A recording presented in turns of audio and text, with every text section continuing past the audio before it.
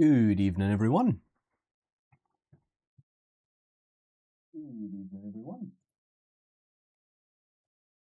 Welcome back to another Firestorm stream. My name is Pat, and we are going to be continuing with the A to Z of sculpting inside of ZBrush. And obviously, our topic is creatures, and we've been working on an IBEX. We actually made a start on this yesterday afternoon. So the plan for this evening is to try and finish it up, and we'll see how far we get.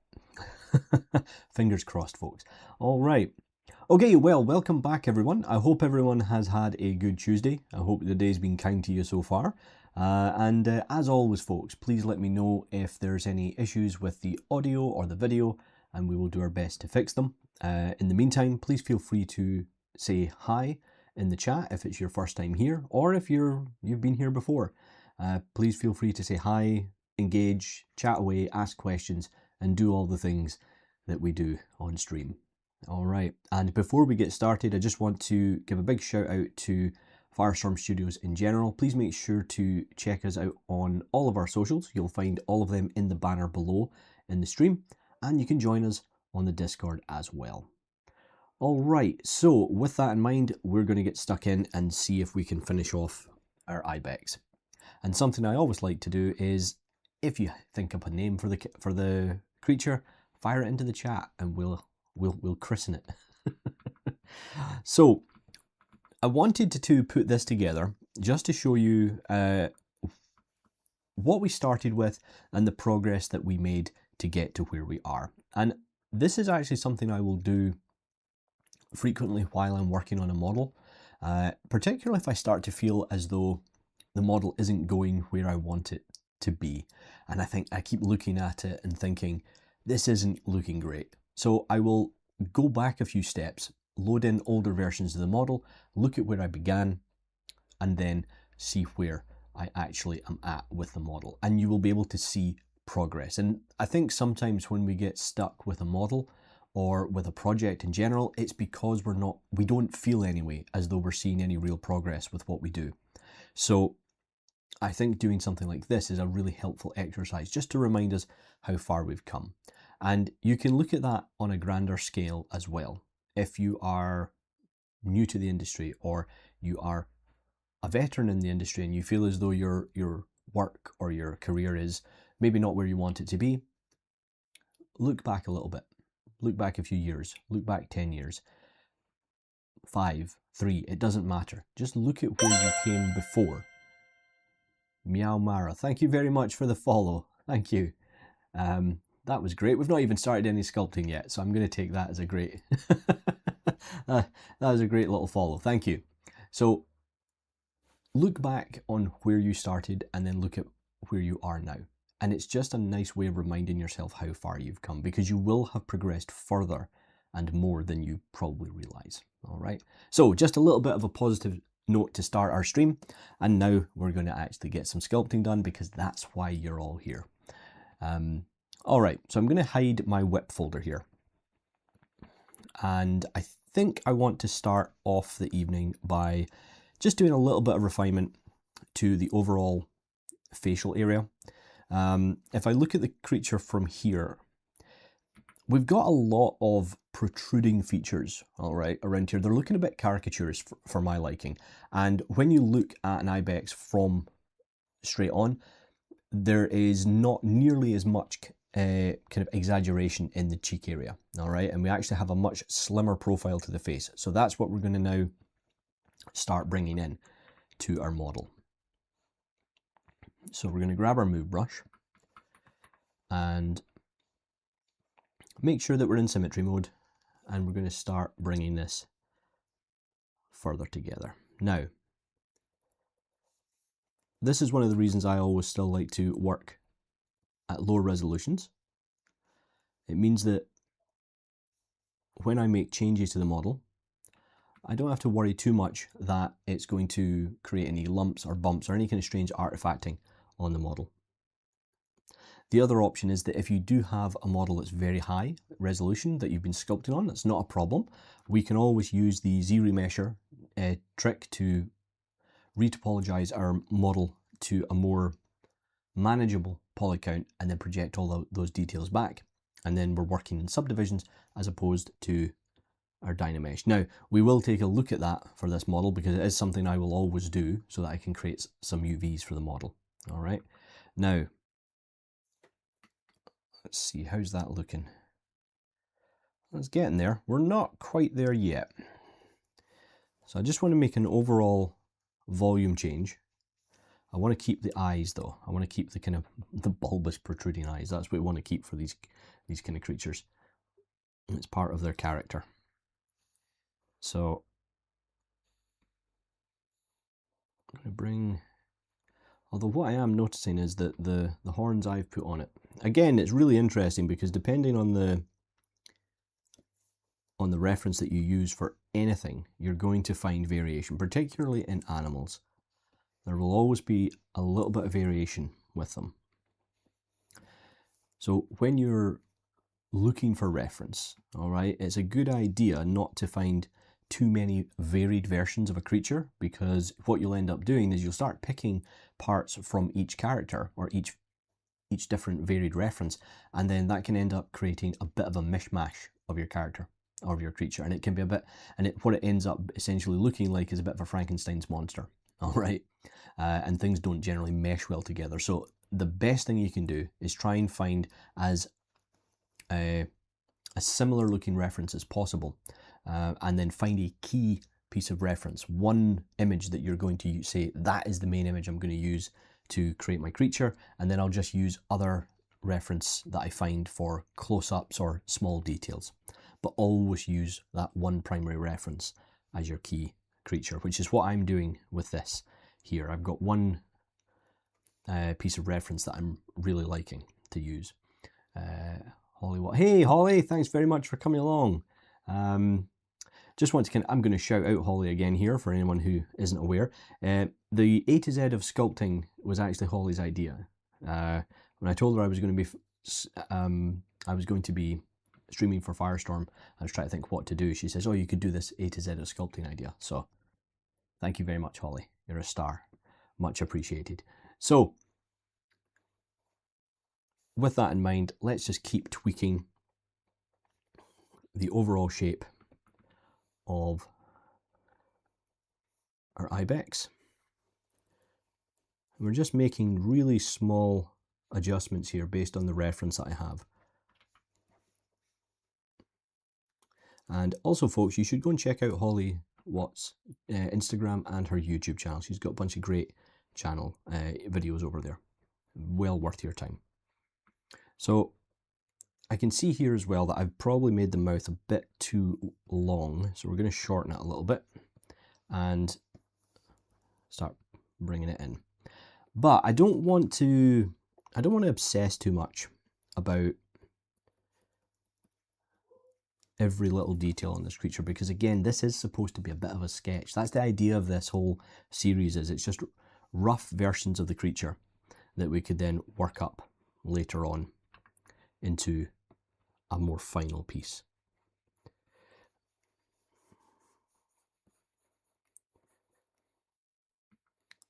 So now that I've got the overall shape, thanks for the shout out. Anytime, Holly, my pleasure.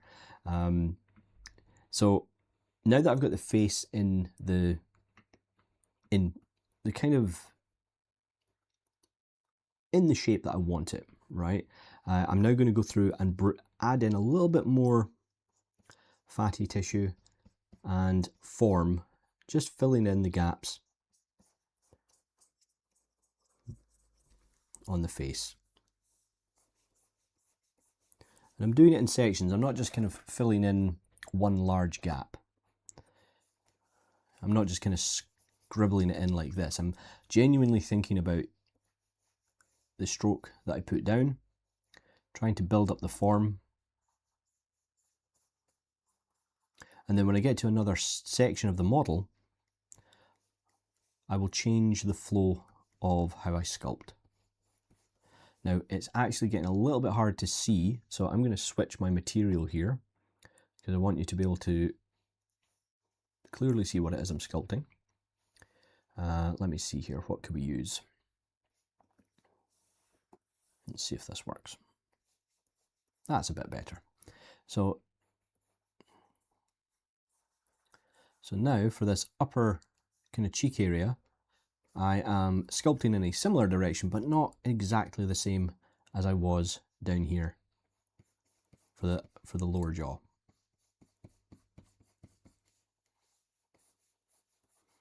And again, this is just my approach for sculpting.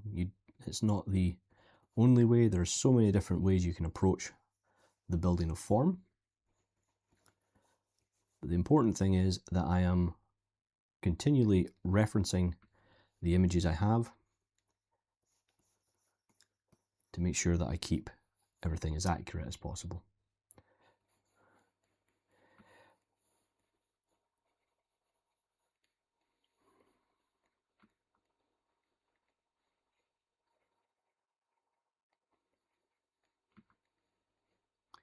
And let's just fill in this area of the snout.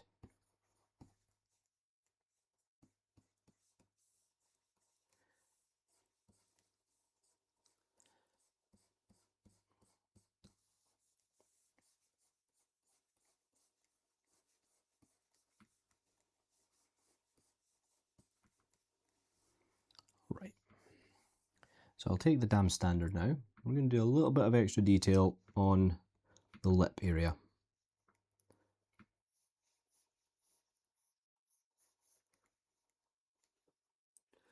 Just need to zoom in so I can get a better idea of how this looks. There we go. And we will be adding some fur to this guy as well. So we'll do that a little bit later on. So let's just block out that lower lip, add a bit of volume to it.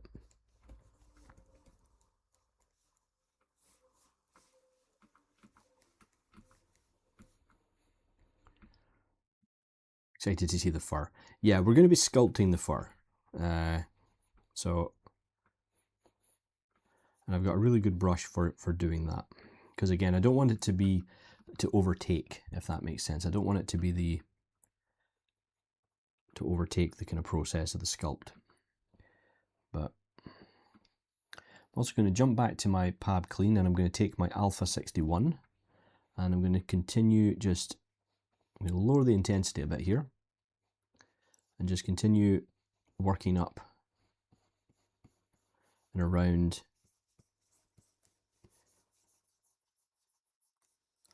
the forms. I can lower that intensity even more, and if I go into the alpha, I'm going to choose, actually I'm going to take this alpha, I'm going to go into modify, and I'm going to tile it horizontally. And that's just going to give me more lines to work with, so I've got a finer alpha and creating more lines for the cross hatch.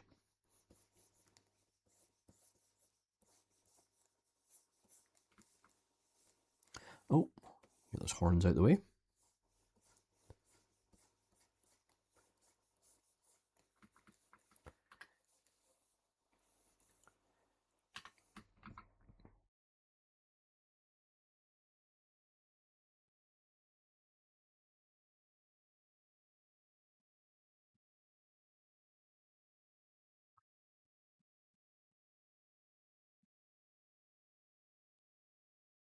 So folks, you got to let me know how your week has been so far. I know it's only Tuesday, but for me it feels like it's been 4 days. It's been very busy, Monday and today, incredibly busy. And it's always good to be busy, I find. I'd much rather be busy than sitting around doing nothing, tell you that.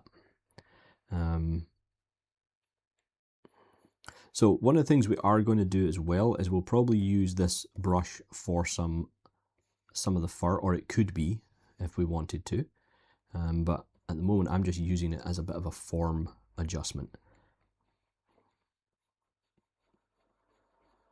I'm using it to kind of blend the different forms together, as you can hopefully see.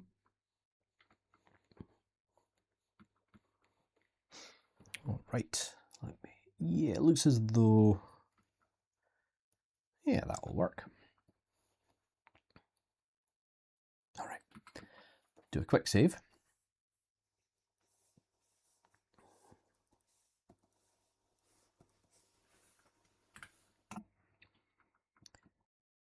And let's take a look at the horns and how we want to approach these. Now, the way we built the horns up, you can see that we've got a little bit of destruction going on here, but that's okay.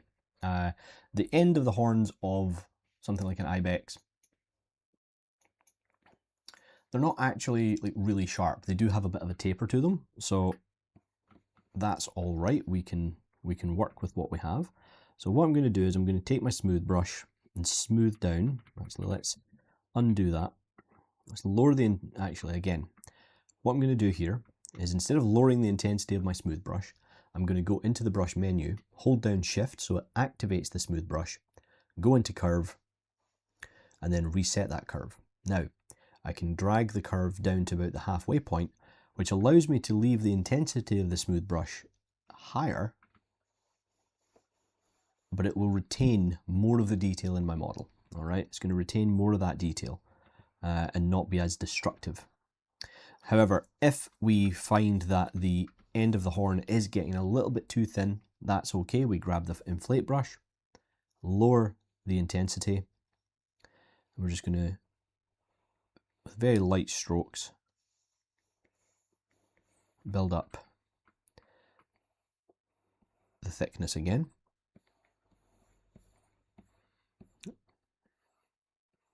There we go.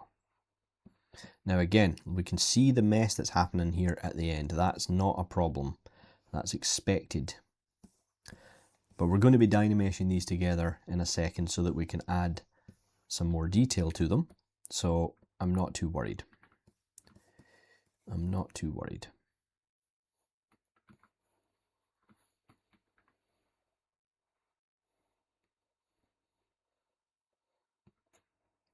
And in many cases, what I will do here is I'll sometimes kind of inflate it past the point that I'm wanting, just to give myself a little bit more room, a little bit more wiggle room to play with. There we go.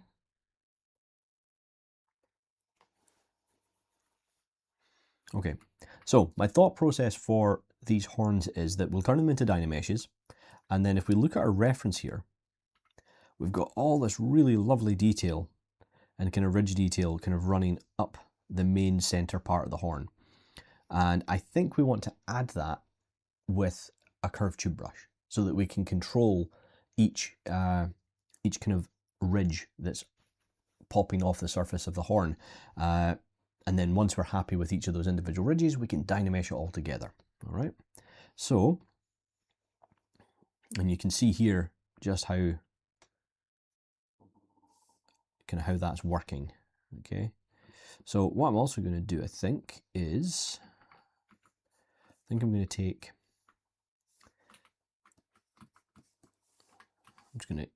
to reduce the size of my reference here.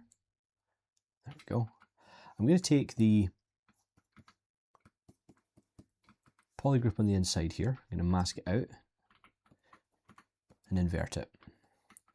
In fact, I might not need to do that because I could have probably just done this with a polygroup option, but I am going to do it a slightly different way. I'm just going to move them out and down. Let me just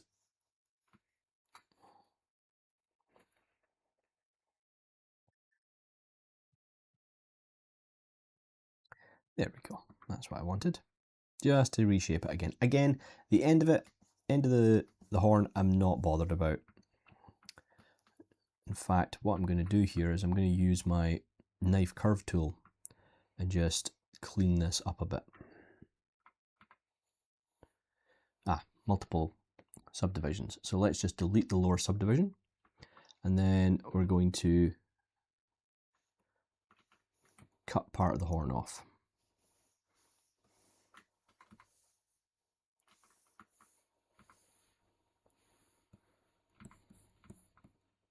Excellent. All right. So let's go into our brush menu. We'll grab our curved tube snap brush.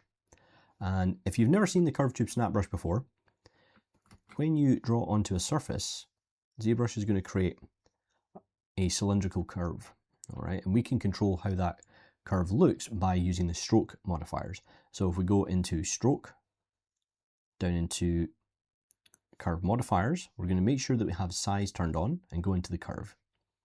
In here, we're going to shape our curve something similar to this. And you can get you can be as inventive with this as you want. You can create a curve shape to your liking. But what this is going to do is it's going to start off thin. Oops. It's going to start off thin, going to get a thicker belly in the middle of the curve, and then it's going to taper off. So to show you what that does, I'm going to do this. Okay. So you can see that, let's actually do it. There you go. So you can see it's thinner at one end, and then it gets a bit thicker in the middle, and then starts to taper off again, but it's not perfect. So let's go in and adjust that a little bit more. So do something like this.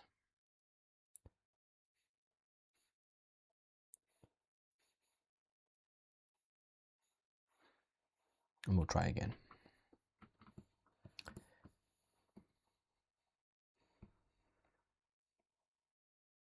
Okay, it's getting there.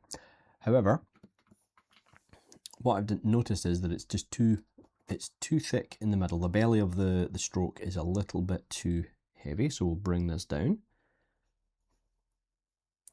And I'll maybe make more of a peak. And try that out. And you'll find that a lot of the time when you're working in ZBrush or any other package, to be fair, that you will come across moments like this where it's just a case of trying to figure things out, okay? And just tweaking and adjusting settings until you get something that looks the way you want it to. Oops, pressed the wrong button. My apologies there. And then I can take the curve and I can actually move it around, but it's not really behaving how I want it to. So what I'm going to do here is I'm going to reshape the curve a bit and just smooth it out. And I'm going to go into geometry. I'm going to turn off smooth, divide it, turn smooth back on, and then hit the divide button. And that's just going to give me a harder edged level of subdivision. And we'll try this curve again, because it could be a size issue with the curve. So where did I put it? There it is.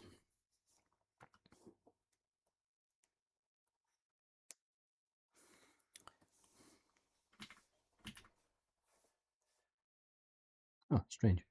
Bear with me. Just going to duplicate the horns, and I'm going to delete. So this is just so I have a backup, and then we'll delete our lower. There we go, that's what I wanted. Something more along those lines. So now I'm just going to work my way up the curve, and if I want to add to this curve, if I zoom right in, you'll notice that my cursor goes light blue. As long as it's light blue and I click and drag, I'll be able to extend the curve a little bit, and I can extend it all the way around if I wanted to. There we go. Now I can go in, and while that's active, I can just adjust the curve a little bit. Now, there's two ways that I can commit the shape I've made to the object, and that's either by Alt tapping on the surface, or I simply draw a new curve far enough away from the other one so that it doesn't add to it.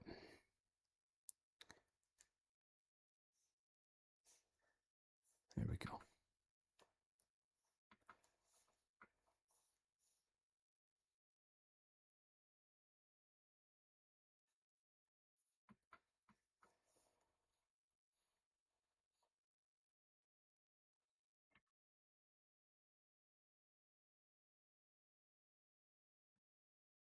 And there's loads of different ways that you can approach this same kind of effect.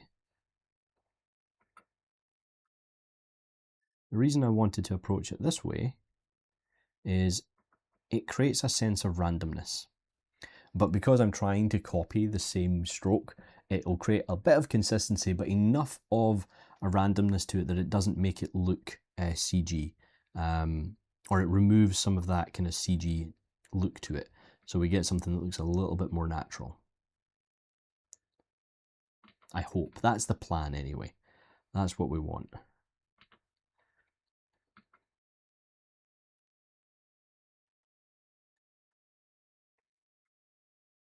How are we doing? Well, we've got quite a few people watching tonight, so thank you very much everyone for coming along. I hope everyone is having a nice evening, and whatever it is that you're doing.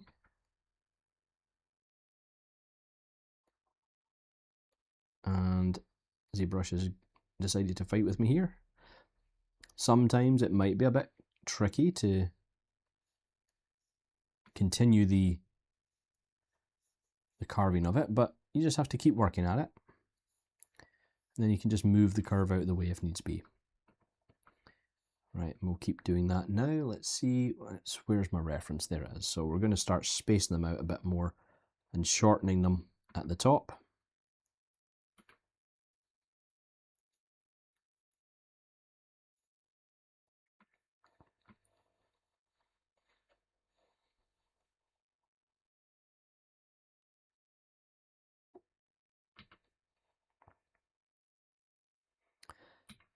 And of course you could do something like, have you saved recently? I have not. That's a good point. Thank you very much.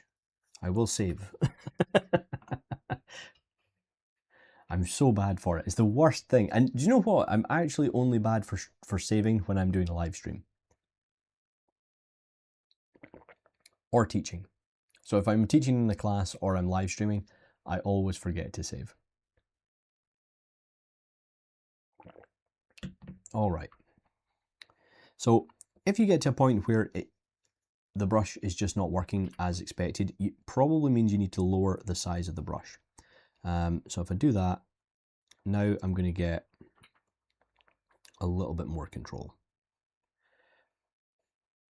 But if I need to, you'll see that if I increase the size of the brush and tap on the curve, it's going to increase the size of it. So there's a lot of dynamism to using something like a curve tube snap brush, because it's going to, and while it's still active, you do have a lot of control over the shape of the curve.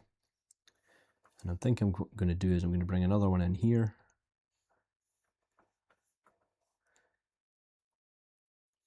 There we go. Let's see how that looks like from afar. Yeah, there we go. Now obviously that's not, we're not just going to leave it like this. This is just to give us a starting point. And I'm going to do a little bit more on the inside as well. So I'm going to maybe add just the odd one in between. Increase the size of the brush.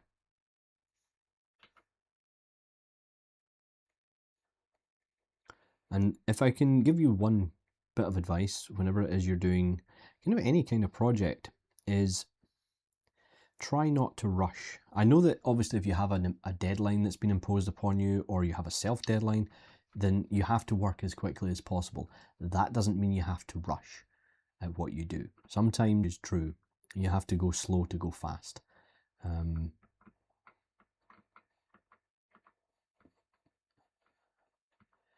One of my favorite sayings for that is that if you don't think you have time to do it once, what makes you think you have the time to do it twice? So, and what that basically means is that if you've got a deadline and you've got one thing to do within that deadline, then take your time at it, because you've only got that time. And if you rush it or you mess it up, you're going to have to do it again. And you might not have the time to complete it then. So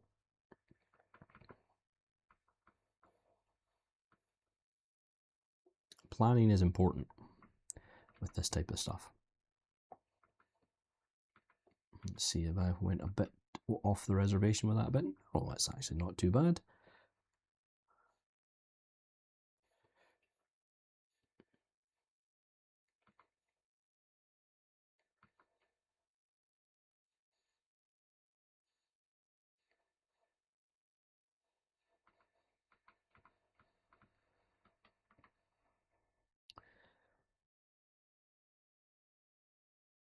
Okay, so I think I just want to put one more shorter one in here. There we go. So already I'm starting to feel as though this is starting to work as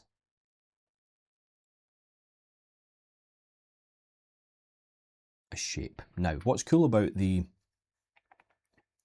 using the curve tube snap is that it's going to create a polygroup for every curve that we create. So it gives us even more flexibility and control over the shapes we're creating. And what I mean by that is, say I wanted to go in and tweak some of these, right? But I don't want to change the underlying mesh itself, the actual main part of the horn, right? Which is a bit of a concern, you know, trying to get in there and only work on one part. Well, we have two options. We can hold down Control and Shift, use our select rectangle, and select one part of the object, mask it out, invert, and there we go. Now we've got access to just that one polygroup. Or we can go into the brush menu here, scroll down, and we're going to go to auto masking. And at the very top of this menu, you're going to find mask by polygroups. You can slide that up to 100. You'll see I have it on my shelf because I use it quite frequently. And then now, when I click on a polygroup, only that polygroup is going to be activated. So that means that if I select this purple one here, now it's only the purple one that will be affected by it. And this is really good for just tweaking things ever so slightly. Maybe pulling up. If we turn on our AccuCurve, we can maybe just pull up different elements of each of these polygroups. Any kind of more detailed work, then I would use the masking approach. But if you're just tweaking elements to each one, say for example, wanting to bring the end of this flush into the rest of the horn, and it's nice and fast to do it this way. Just remember to turn it back off when you're finished. Otherwise you might get a surprise when you're trying to kind of do something and thinking, why is it not working? And it's because polygroup, masking by polygroup is on. Like any piece of software, ZBrush has multiple ways to do things, and there is also a lot of tools that even professionals don't use. You know, everyone has their workflow, so don't ever let, you know, if you watch a tutorial and you find out something that you never knew before, even if you're an established professional, don't let it make you feel bad. Because I know that in some cases it can make you feel as if though you don't know enough. You go, oh, I should have known that. Why should you have known it? It's a brand new tool that you weren't made aware of, and the way that you were working before that worked fine. So honestly, it's no big deal. You've just discovered a new tool that might make your job a little bit easier, a little bit faster. So there we go. That's kind of that's my take on that. Because I think a lot of the time, sometimes people can be made to feel, you know, particularly new artists, the internet can be quite cruel. It can be a cruel place to be, as we know. And there's so much amazing work out there that it can be quite overwhelming. But my advice would be to just focus on what it is you enjoy doing. Learn what you can. Discard what you don't need. And create your own workflow, a workflow that works exactly for you. And then one day you might end up going online and sharing it to people in a live stream or in a YouTube tutorial. And kind of passing it on. Okay. So now that I've got the kind of main forms kind of blocked out the way I want, we're now going to go to our Dynamesh. So we're going to duplicate these again, just to give myself, if I'm being honest, a lot of this is to do with allowing us to look back, like I was saying. Now I'm just going to try and clear off that issue there, and we're going to make a new folder, and I'm just going to call it whip horns and just pop our previous versions in there and hide it. So now that we have this duplicate, I am going to do a close holds on it. Sometimes Dynamesh can freak out a little bit if you have an open hole on a mesh, so I always do a close holds before I do a Dynamesh. Now, we're then going to go into the Dynamesh options, and while it's in my head, I'm going to turn off Mask by Polygroup, turn off Blur, because I don't want it to do any kind of additional smoothing to my model. Generally, if you're curious, the blur is used in conjunction with project. Okay, so what project will do when you use Dynamesh is that once it's retessellated the surface, what ZBrush does is it takes the original detail and then tries to reproject that back onto your newly Dynameshed model. Now, what blur is going to do is it's going to add a little bit of additional smoothing to the surface before you do that projection, hopefully to give you a cleaner result, all right? But generally, I don't use them that often. I would rather do it manually. I'd rather make a duplicate and project it that way. It gives you a bit more control. And it'll be no surprise to you that, you know, as a creative and an artist and 3D artist, I'm a little bit of a control freak. I think we all are to a certain degree.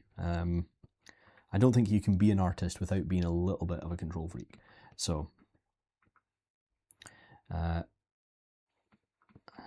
if you disagree, by all means, mention it in the chat. I mean no disrespect to anyone in that regard. So, I'm going to take my picker, and it's telling me that I only need a resolution of 32. I'm going to respectfully disagree, and I'm going to put that up to 104 and hit Dynamesh and see what that gives me. Okay, let's lower it a bit. There we go, that's cool. Okay, so now that I've got that in place, I'm going to take my standard or my damn standard, and I'm going to start kind of sculpting in the rest of the shapes. So we're going to do a bit of a smooth here, so deformation. We'll do a polish by feature and see if that gives me the look I want, which it doesn't.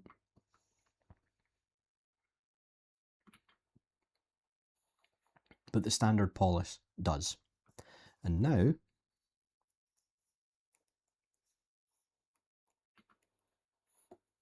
I can start to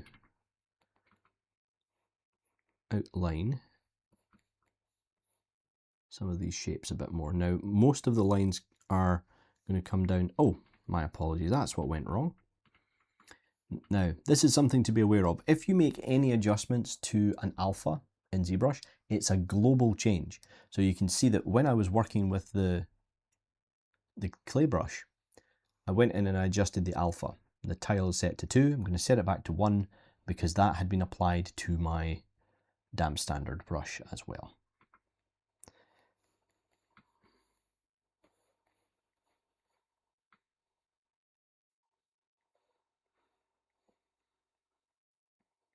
So I think what we're going to do here, folks, is we're going to up the resolution. And I generally don't do this very often, but I'm just going to hit Control D once on my Dynamesh and then hit Delete Lower, just to give myself a little bit more control over the resolution. And I'm just going to start carving in some of the detail. Now, it looks to me as though a lot of the kind of individual, like deeper grooves are closer towards the head on the reference I have, but it does, of course, vary from creature to creature.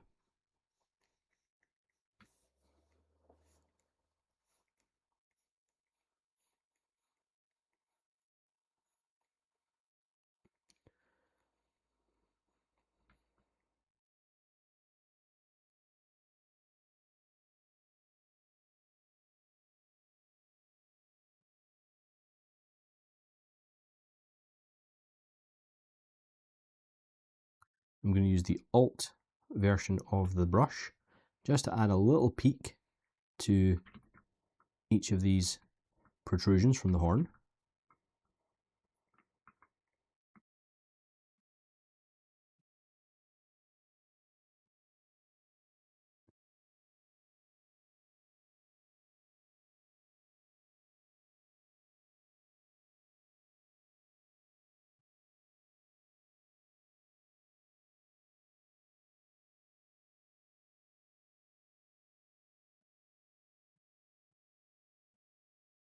What are we doing? 50 odd people. Right, we've got a lot of people watching this evening. So thank you very much, folks, for all coming along to hang out while we sculpt the rest of our IBEX. So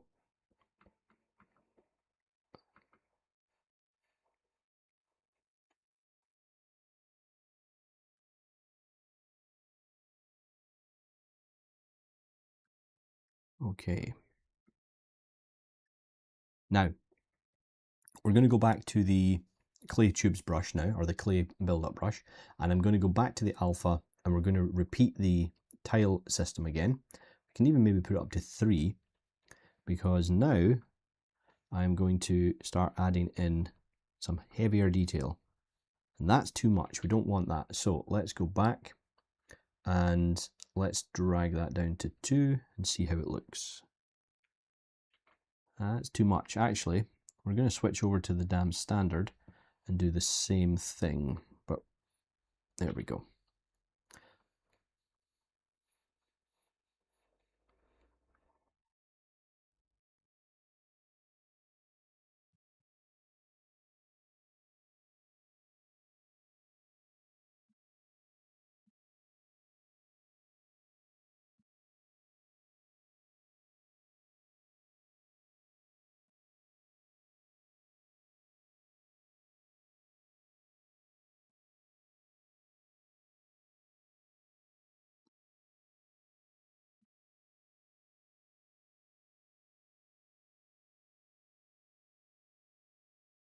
Those weren't as straight as they should have been.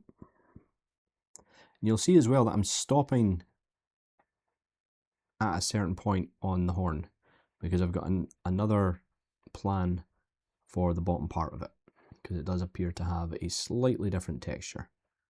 So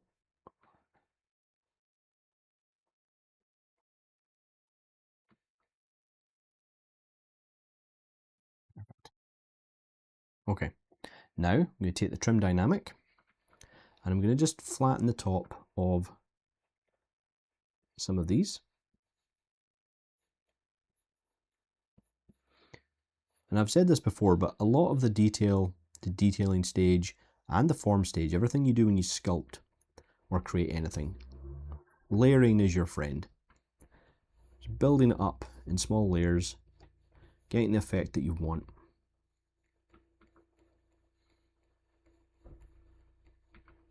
So you can see, even though I've got that peak there, I needed that peak so that I can flatten it, so that I can create the right effect that I want from these ridges on the horns. You know, you've heard a lot of people say it's like, trust the process, trust the process. This is what they mean. You know, every model is, and every kind of project goes through that, the ugly phase, as they call it, where it's just not doing what you expect it to do.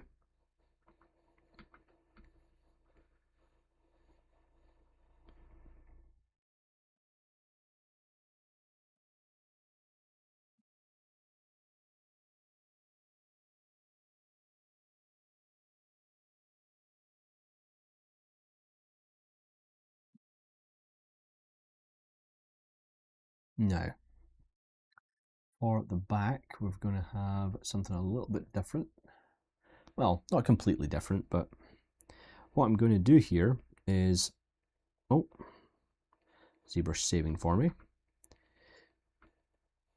What we're going to do is we're going to take the standard brush. We're going to take our, I suppose we could use the standard brush, or we could actually just use the curved tube snap brush again. So that's what we might do. We'll take the curved tube snap brush, and I'm going to take quite a small diameter brush, and I'm just going to drag a line all the way up. But I made a mistake.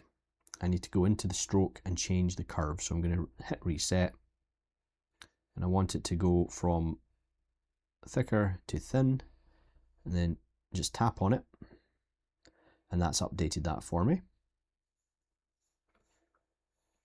It's not perfect, but I can just move it down and adjust it at the end. There we go. I'm going to hold Alt and tap, and then we're going to do one on the other side. I will admit, I find placing these much easier with a drawing tablet as opposed to something like a pen, like a mouse. And the best thing, if you've got a drawing screen, it's even easier, I find.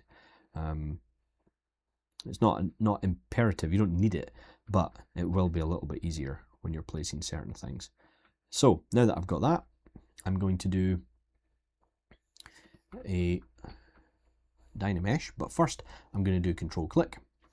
This is going to save a history state here. Then we're going to go into Dynamesh.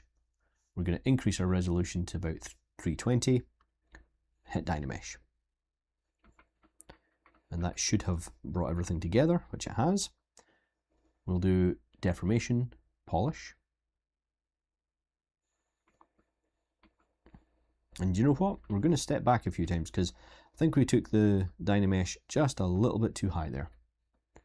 So again, we'll do Control Click, Geometry. Let's take the Dynamesh to 100, see if that gives us enough. Turn off blur. That's a bit better. So we'll go into the deformation tab here again, and we'll just do a quick polish. There we go. That's what I wanted. And if we needed to, we're going to do a morph target. And then I'm going to go into Subtool, scroll down, under Project, I'm going to choose Project History. And then just turn off the blur and hit Project All. So what that's done is it's going to project that detail back, but I don't want it along this area. That's why I kept the morph target, because now I can bring my morph brush back in. I say back in, I'm going to bring in the morph brush, and I can just paint back away the areas that I don't want to be as sharp, which is these areas on the bottom and along the rib that I've made on the horn, like so.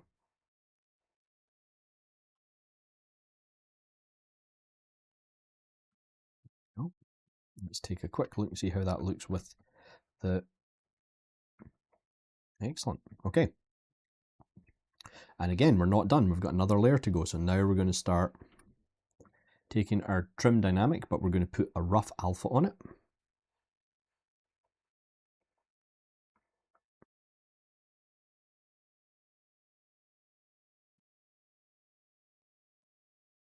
I'm getting a lot of detail for free.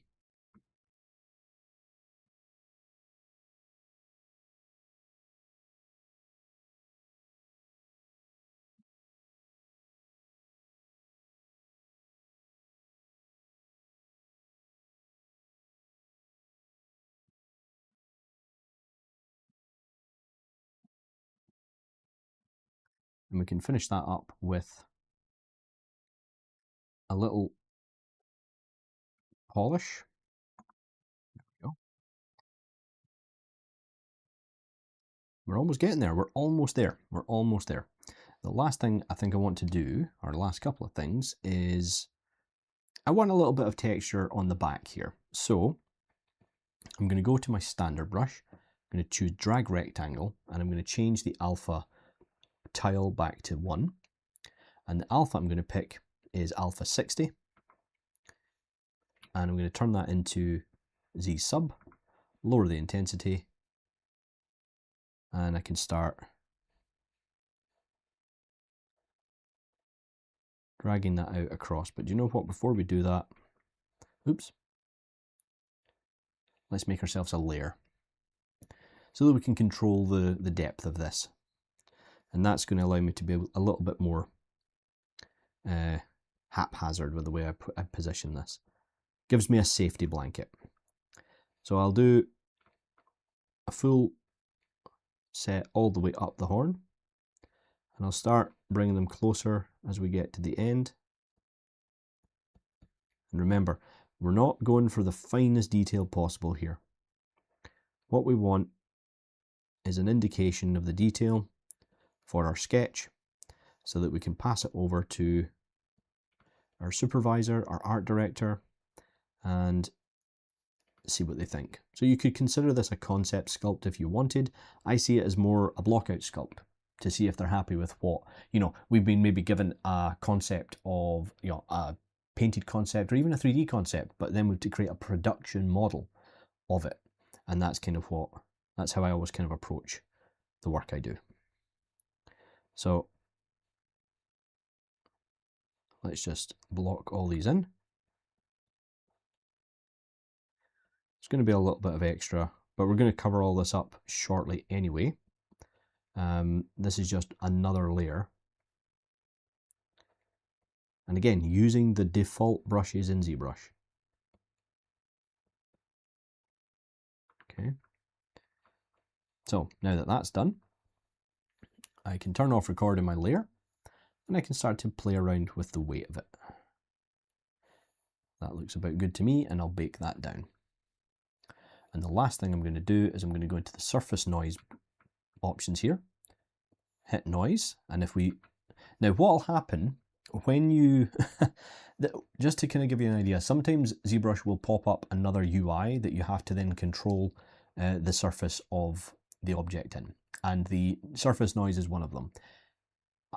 One thing I hope is that in the future, what they do with the UI is that when I hit the noise, the options for noise come up, but it appears in the viewport for ZBrush so that I can just do it on the model rather than having it in this separate window.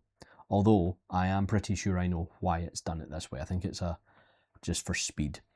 Okay.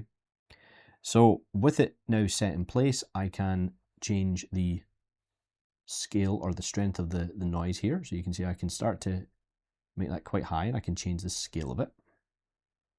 So I'm just doing it this way just to show you, and then I can take the curve and I can start to adjust how that looks.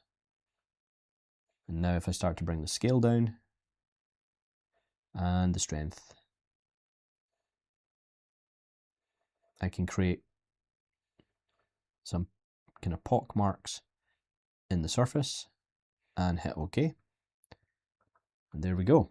Now we have a lot of detail on the character's horns. Now, the thing to remember with this, similar to dynamic smooth or dynamic thickness in ZBrush, this is just it's a trick of the eye, if you will. It's a fake, because I can just hit the noise button here and it'll turn it on and off. Okay, so it's not actually part of the geometry yet, but in order to do that, we have to go down to this option here. I'm going to leave the S normal on 5 and hit apply to mesh. So if you want really high frequency detail using the noise options, you're going to have to subdivide your model up much, much higher than what I have here. But I wanted something subtle. I don't want it really high frequency. I wanted a little bit of blur. And then the last thing I would do is I would go through with a damp standard on a low intensity, and I would start maybe a little bit higher than that. And I can start to pick out some of the details, like so.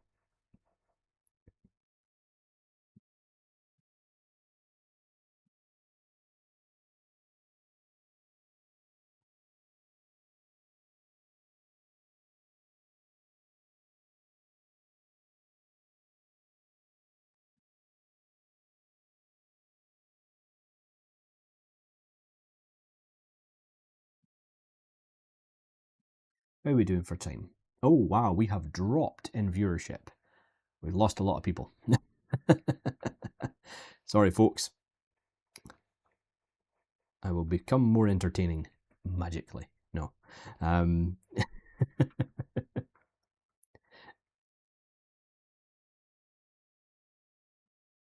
So once we've got a little bit more like work kind of put into those, again we could take another pass at them. Once we've got we've highlighted them, but we can take another pass with the trim dynamic. Just going to go back to a square alpha here, and I can start kind of polishing off some of the higher points, because one of the things you have to think about whenever you're creating detail or anything like that is think about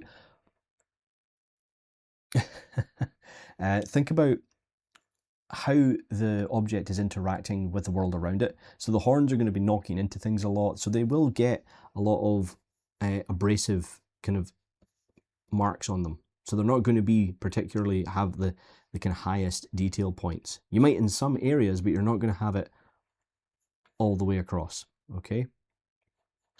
So we do something like that. And there we go. Perfect. All right, so now we are about an hour in. So we're going to save again. And then we're going to start looking at some of the fur. Now, oh, actually, see, before we do that, we should probably fix his head. Just to kind of make the horns look a little bit more connected to the skull. So let's do a little bit of adjustment here. And then I'm going to take my inflate brush with minimum intensity and I'm going to turn my alpha to alpha 1 and just start building up that detail. Just around the edge, just going to create a bit of a lip around the edge of the horn. And we were going to cover it in a second anyway with some fur, but I still want that horn to be in place. And if I have to, I'll also change the shape of the horns. Okay.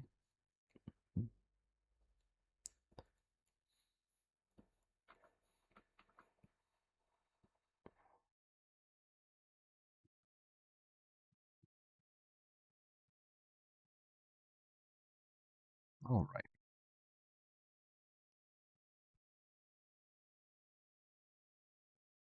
But because we are at the hour point here, folks, I want to take this time to once again thank everybody for coming along and supporting us here at Firestorm Studios. If you want to support us further, you can check out the socials in the banner below, and please do check out our Discord as well. It's a really fantastic community, and you can also learn about all of the new things that are coming down the pipe from Firestorm Studios, and also learn more about the mentorships that are on offer there as well. And as Heather's pointed out several times on her own streams and over on the Maxon streams, where she also sculpts and live streams, if you have someone that you watch regularly as a live stream host, remember that most of the live stream hosts also offer mentorship as well. So please reach out if you're interested. Now, I think it is time to do a bit of fur here, but I'm trying to decide if, I want to do the fur Dynamesh wise, which I'm thinking we will, rather than do it on a clean Z-remesh, but I'm in two minds. We'll do it on the Dynamesh. We'll do it on the Dynamesh. We'll just, we'll take that risk. But I'm going to duplicate it first. But I think what we might need to do here is do one subdivision on him. So what we're going to do is we're going to use this really great brush that I have access to, but the brush has broken for some reason. I'm just going to try resetting it. There we go. Okay. So I'm going to make myself a layer here. This layer here is actually going to be to smooth out the deformations. Smooth out some of the areas I've got here. So I'm going to do a small polish by feature. And then I'm going to make a new layer. And this is going to be for my fur. So where is my reference for the fur? Here we go, we've got a couple. So we're going to keep the fur quite short, and then we will add a little, give him a little beard at the same time. And generally when I'm doing fur, you want to do it in groups if you can. That's why I'm going to use a layer, so that I can kind of sculpt it out in one area, make a new layer, and then sculpt it in another. All right, so let's see if we can get enough resolution.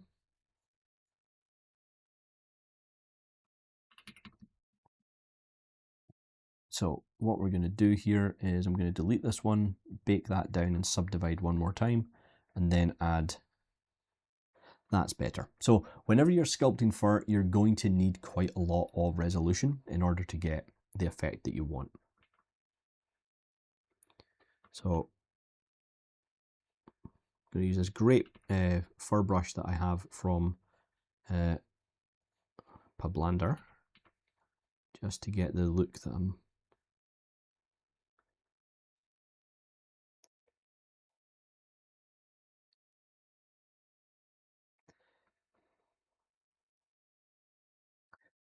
So, like I said, I'm doing this in stages, so I'm just going to work my way down the bottom of the nose.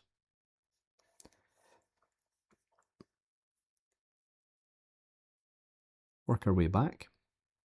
And then off the center of this, we'll do another. I mean, the fur is also going to be in the same direction, but I don't want it to necessarily be in one long continuous stroke. Now, as it gets to this point, it's actually going to start changing direction a bit, and it's going to start working its way around, like so. So I'm using smaller strokes here. And that's the thing, just because you have when you have a brush that does fur, it's not just instantly going to make the fur look correct. You've got to still use your reference and see how the fur is lying on the surface.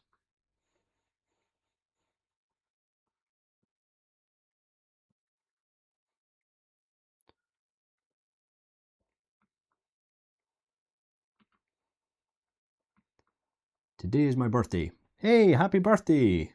Raddy get him? Happy birthday. Congratulations. Many happy returns, as they say. That's fantastic. Well, thank you very much for coming along to the stream on your birthday. You should be off celebrating.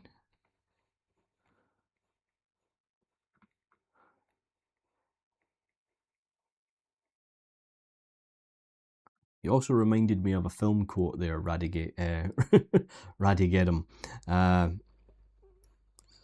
It's an old film with Sylvester Stallone and Antonio Banderas in it. It's called Assassins.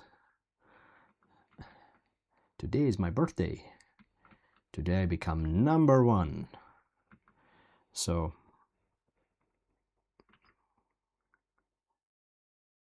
thank you very much.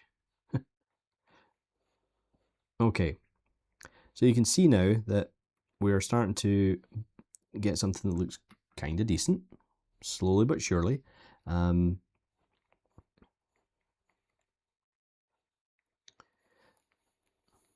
now what I'm going to do is make myself another layer, because I'm going to have to start changing, and not even changing the direction, I just want to lower the intensity a little bit.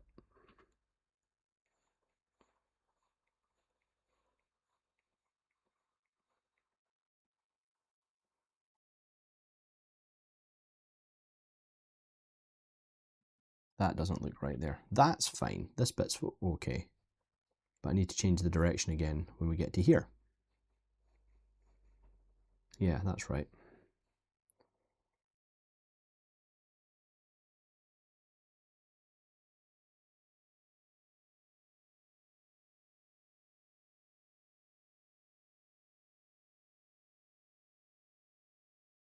How are we doing? Okay.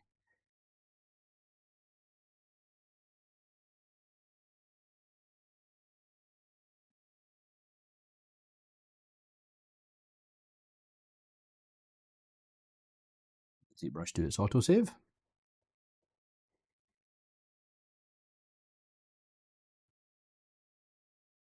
I'm going to make larger strokes now as I get to the lower parts of the face and the lower parts of the jaw and onto the neck. Looking great. Thank you very much, Strawberry Goosebump. Much appreciated.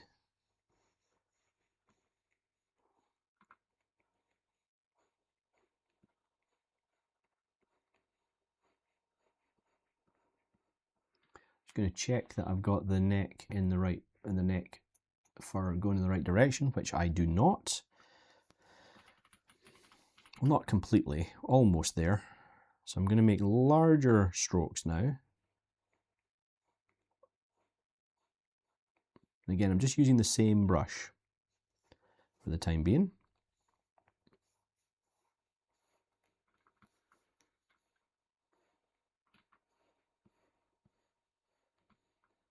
And just get larger and larger. But I think what I'll do for this is I will make a new layer.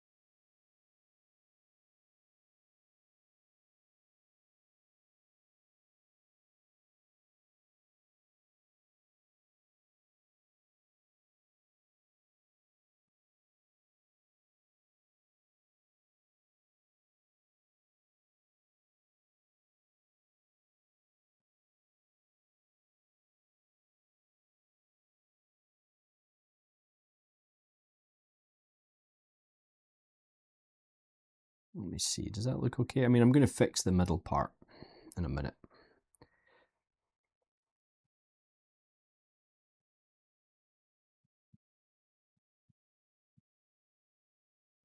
So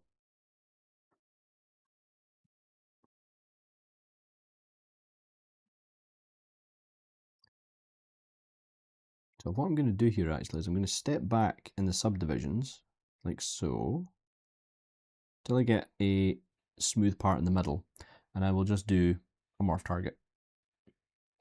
Oh no, wait, that's not what I meant to do. Dang, that's not the button I meant to do. Drat. Made a bit of a mistake there, folks. It was not the button I wanted to press. Oops. Because I've just reset it. That's not what I wanted to do. But it's all right. We make mistakes, we try again. On my birthday, should I cut the cake or sculpt it in ZBrush first? I would cut the cake first. Always cut the cake first. Okay, so we're going to start this again because I just messed this up. So we've got symmetry on.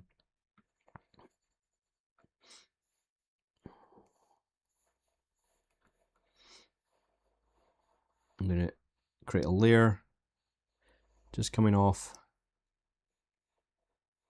the body like so.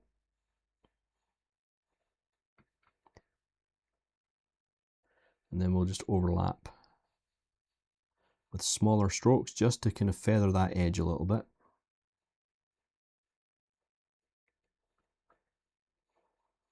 And then just repeat that working up. We want to layer on top of the bottom layer of fur. That's going to help it look a little bit more natural.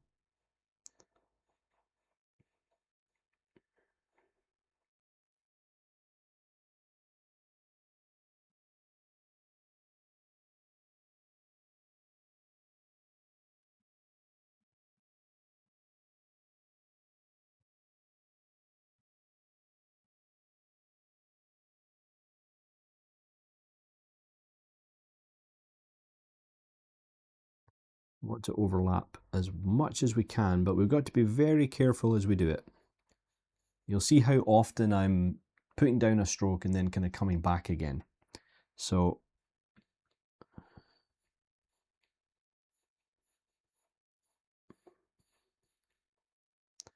okay.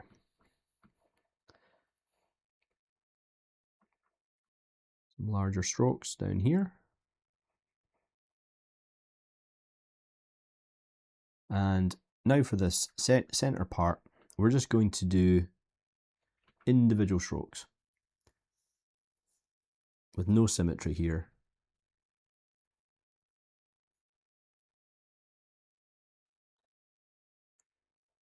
So that we can get something that looks far more natural. So we're going to have some strokes going over the middle but we don't get any kind of obvious symmetry to this front part.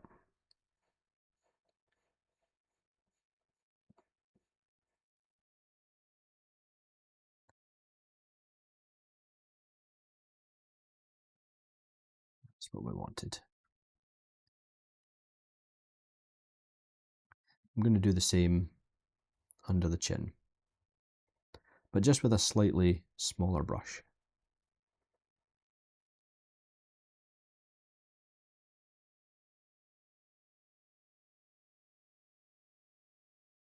Yeah, that's about right.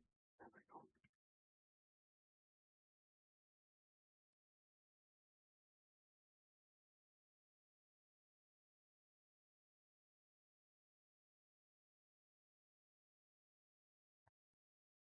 Don't like the way that's going. I might actually put a bit more symmetry in that.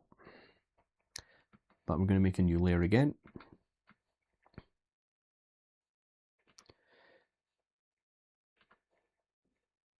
And this is where we're going to do the chin. And again, the chin I want to approach from completely asymmetrical approach. If I like the way it's going, but I think we're going to have to go for an even smaller brush for this. We want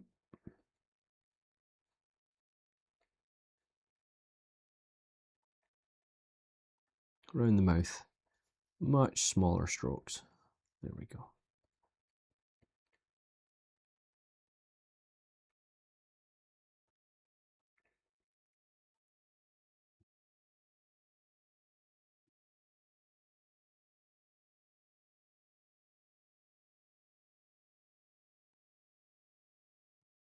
And this will then inform where the rest of it goes. So we'll jump back to symmetry mode. Now we already have a morph target, so I'm going to do, so we can bring it back if needs be, but I'm just going to do a quick smooth here across the nose, and we're going to do some more asymmetrical strokes here.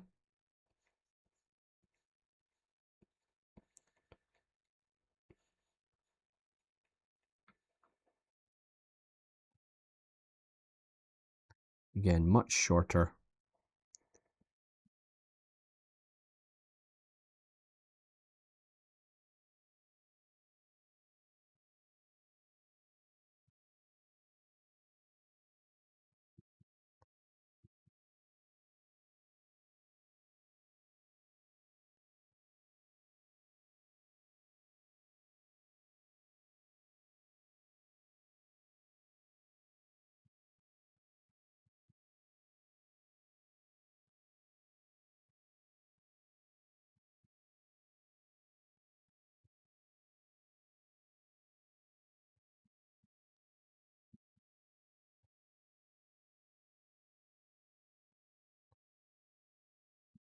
Sorry folks, this is one of those times that it's very difficult to kind of to talk while you're sculpting. It requires a lot more focus, particularly, well, on my part anyway.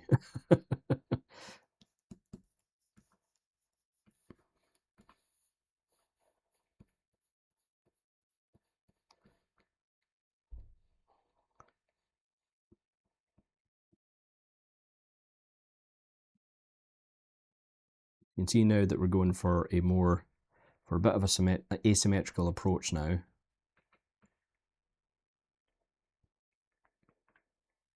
So we're going to go back to symmetrical mode and start working in the fur on the ears now. Oh, we also got the back of the head to do, so we should probably do that as well. But for the back of the head, we are going to do, again, larger strokes, symmetrical for the most part, but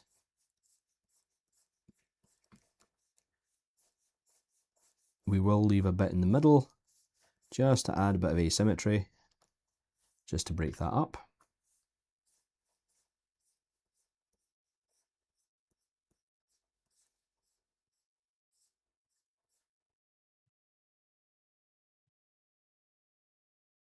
Back to symmetry for the ears.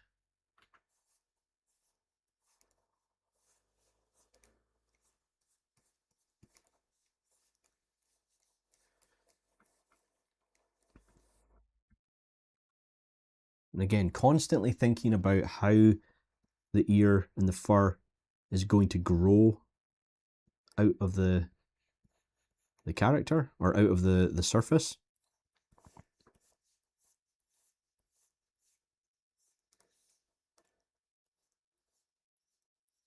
And that's going to give you a much more realistic look to your model.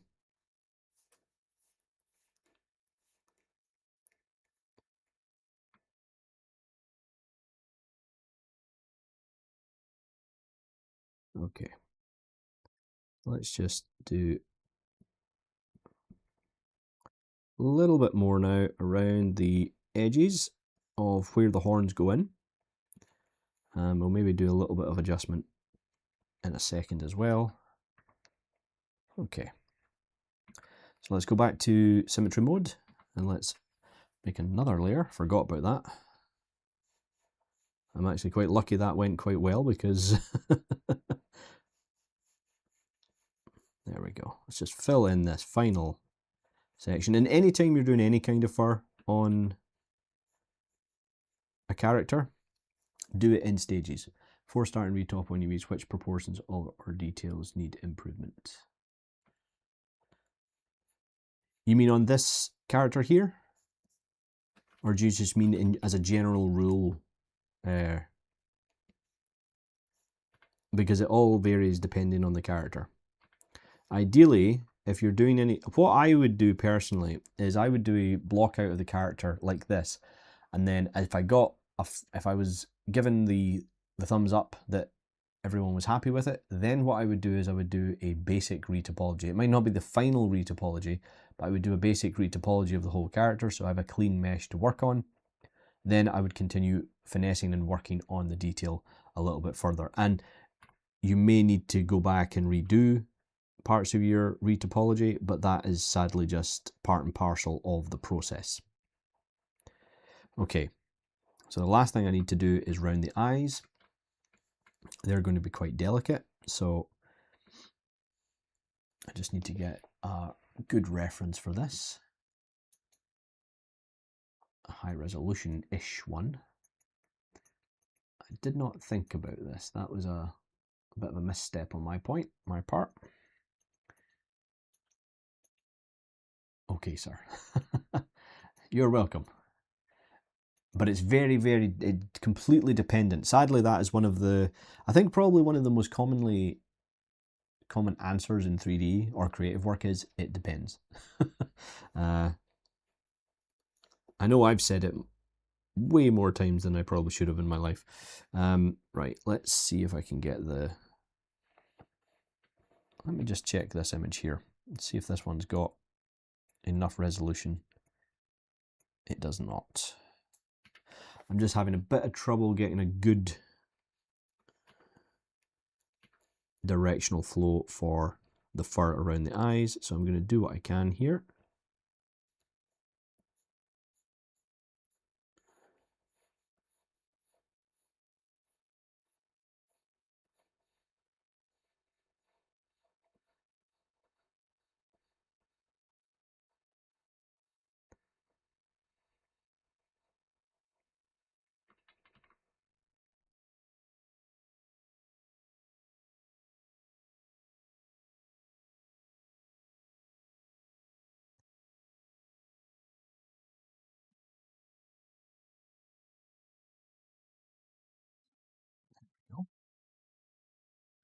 And then we've got a little bit of really, really light fuzz on the nose, which we're going to do, we'll do it as a symmetrical bit. There we go.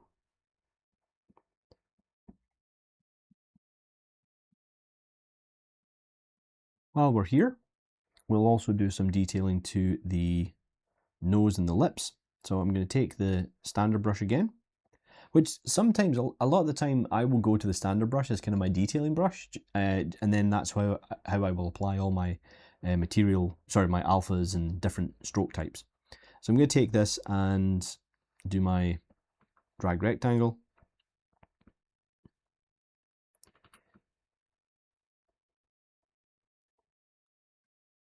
I actually wanted that to be,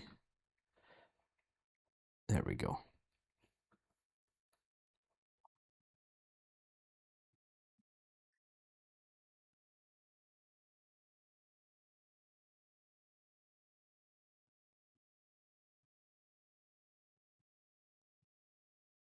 And then for the lips, we're going to do a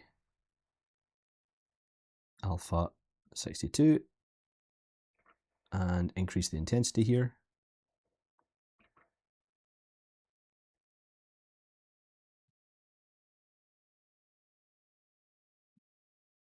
There we go. And then once we're happy with the kind of overall shape that we've put in for the lips, we can go in with alpha 60, which is the same one we use for the back of the horns, and we can use that to fill in any finer detail.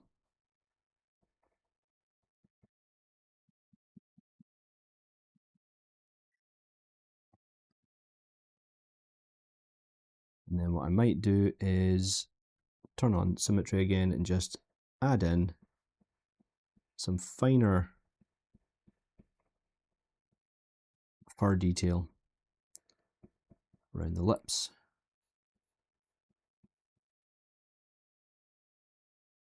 Like so. Oh, missed a bit. There we go. Yeah, it's probably going to be quite common to miss parts when you do this type of stuff. Okay. So, next thing we're going to do is, I actually think the material is okay. I was the depth and stuff of the fur looks okay to me. So I'm just going to go through. Excuse me, sorry. Got to hydrate. Sorry, I have more questions because I recently started using ZBrush. I am stupid. Okay, couple of things to unpack there. First, no need to apologize to me. Secondly, you are definitely not stupid. And thirdly, what's your question? Ask away. What I'm going to do here is I'm just going to be a bit mad, and I'm going to bake all this down. So that's it, it's done. No going back, no going back. And then I'm going to take another brush that I've got here, and I'm just going to go through and add a couple of little flourishes to the fur.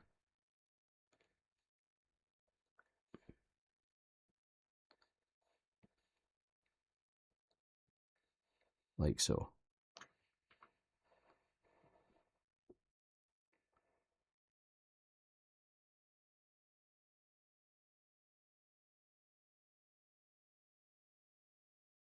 Just to add a little bit of extra randomness and a bit of realism to it.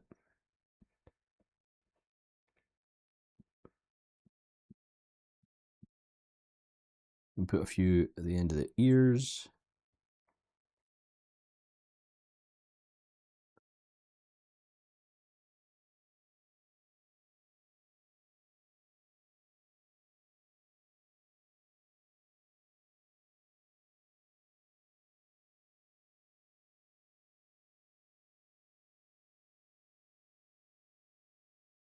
Try and break them up a little bit. There we go.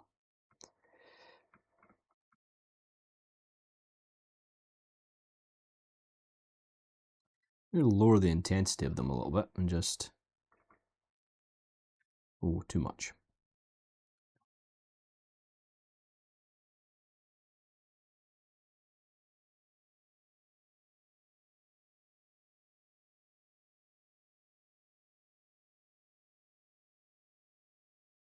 I don't like the ones on the front.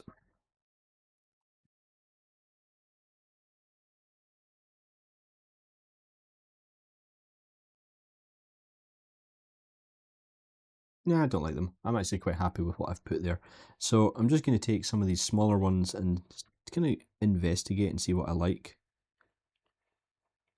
breaking up the surface a little bit. I'll do the opposite side as well.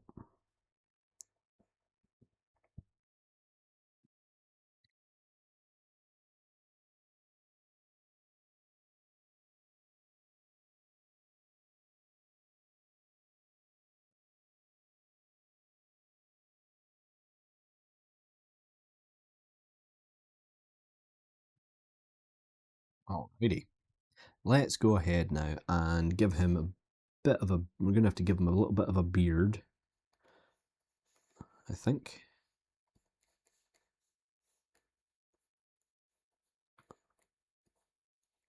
How are we doing? Okay, right. How are we doing for time? 1 hour 30. We're getting there, folks. I think we might finish him. There's a chance we might finish this guy tonight, I think.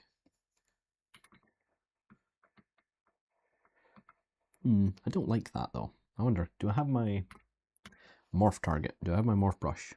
Yes, I do. So I can just get rid of that, and then I'll just jump back and redo the fur on the ear. There we go. Perfect. Okay. Give him a beard, and then we'll give him a little paint job. So, how do we want to do the beard?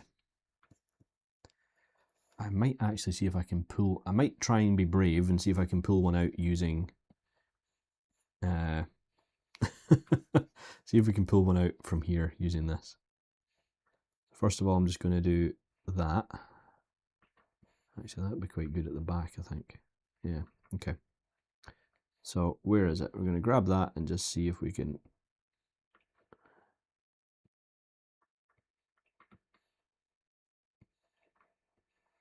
Let's see, what shapes do we have?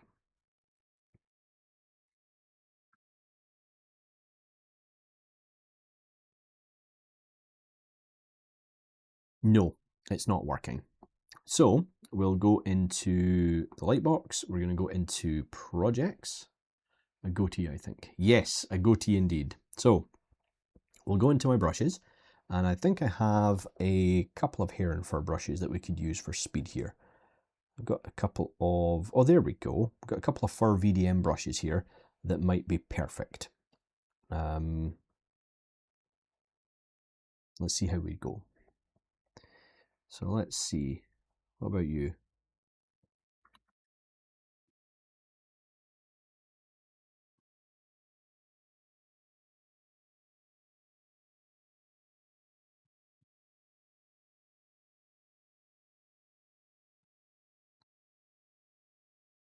Not entirely sure why sometimes with them you will get a weird, with VDM brushes, they don't always orientate themselves in the right way.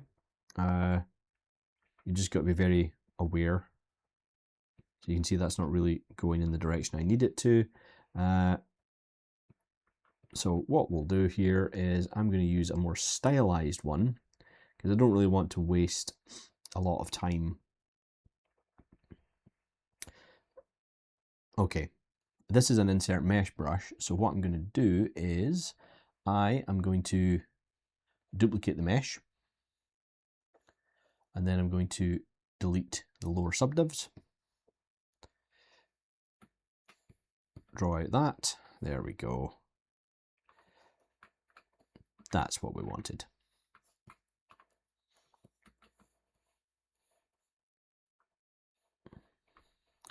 And then I'll just use the move brushes to give him the little goatee that he deserves. I learned ZBrush Basics from my teacher, but your videos truly helped me understand the workflow and improve my sculpting techniques. Oh, well, you're welcome. I'm glad that they've really helped, Radhe. I really am. That's good to hear. ZBrush can be a tricky program to pick up when you first start it. So, you know.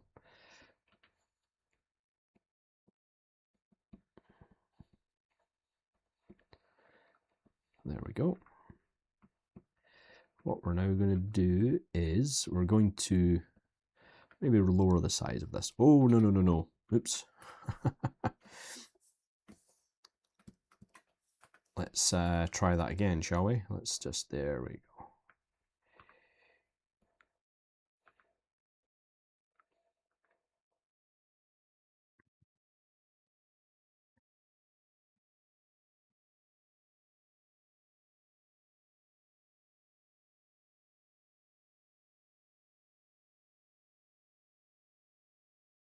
So let's get that to there.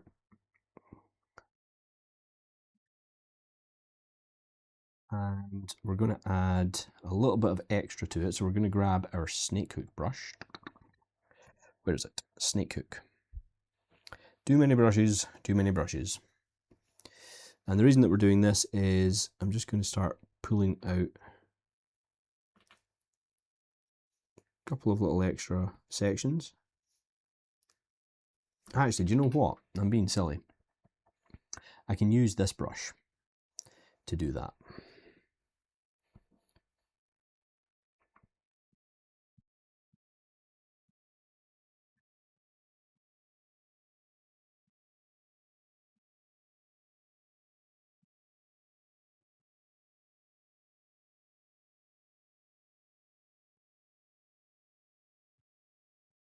So I'm going to do a split unmasked. And with that, I'm just going to keep this here, and I'm actually just going to redynamesh this. So I've got the shape I needed. I'm going to lower it. I'm going to redynamesh this. I'm going to keep lowering it until I get something a bit, looks a bit like that. Let's see. Ooh, oh wait, projects on. That was a mistake. There we go. Didn't want that. There we go. That'll do. So we'll just soften that off and smooth it out. I just wanted to give myself a shape fairly quickly using that insert mesh brush. And now I can start using these, and we're going to use Sculptris Pro. And I can start pulling out the shapes I need.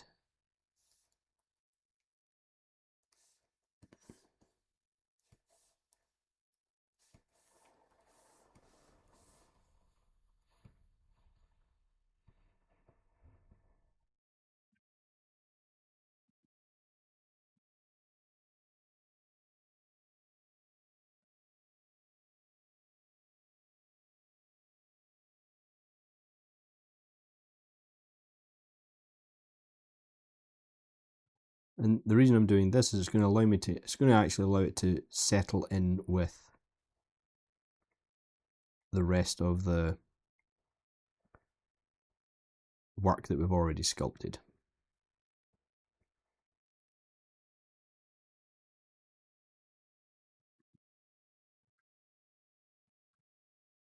It's a bit messy at the bottom there, but we can fix that.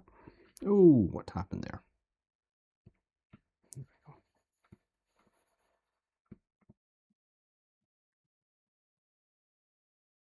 I don't know, I'm not actually liking this too much.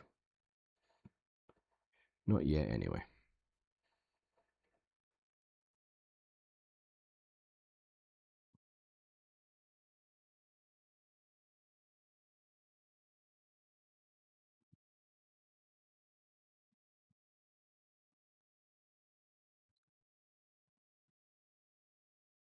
What's this? What is the model for, or is it just for tutorial purposes? This is just for tutorial purposes. That's all this is for, folks. This is just for the Firestorm streams. There's no other reason for this. So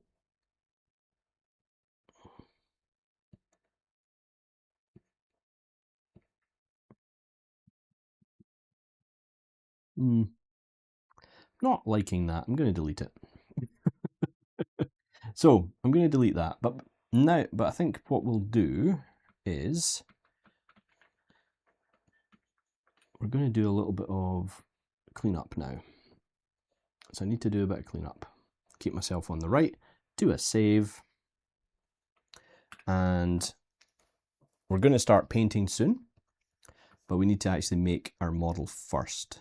So I think what I'm going to do is I'm going to be a bit more realistic about the chin area though, and I think I will approach this slightly differently, and we'll just do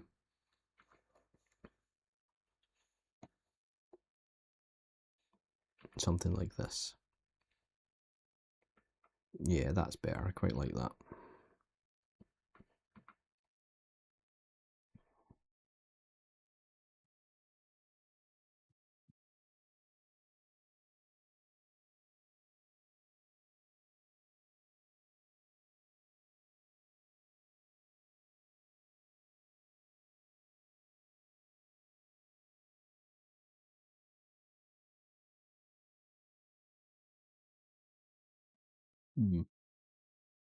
Okay, I don't want to waste time on that because I'm just not happy with where it's going.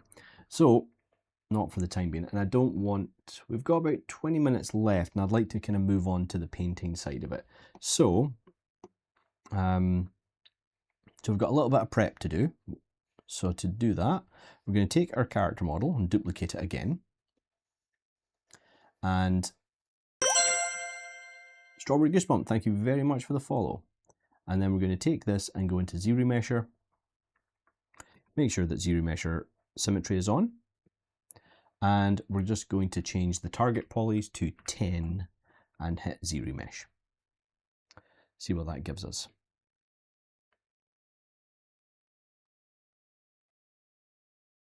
And this is where we hope it doesn't crash.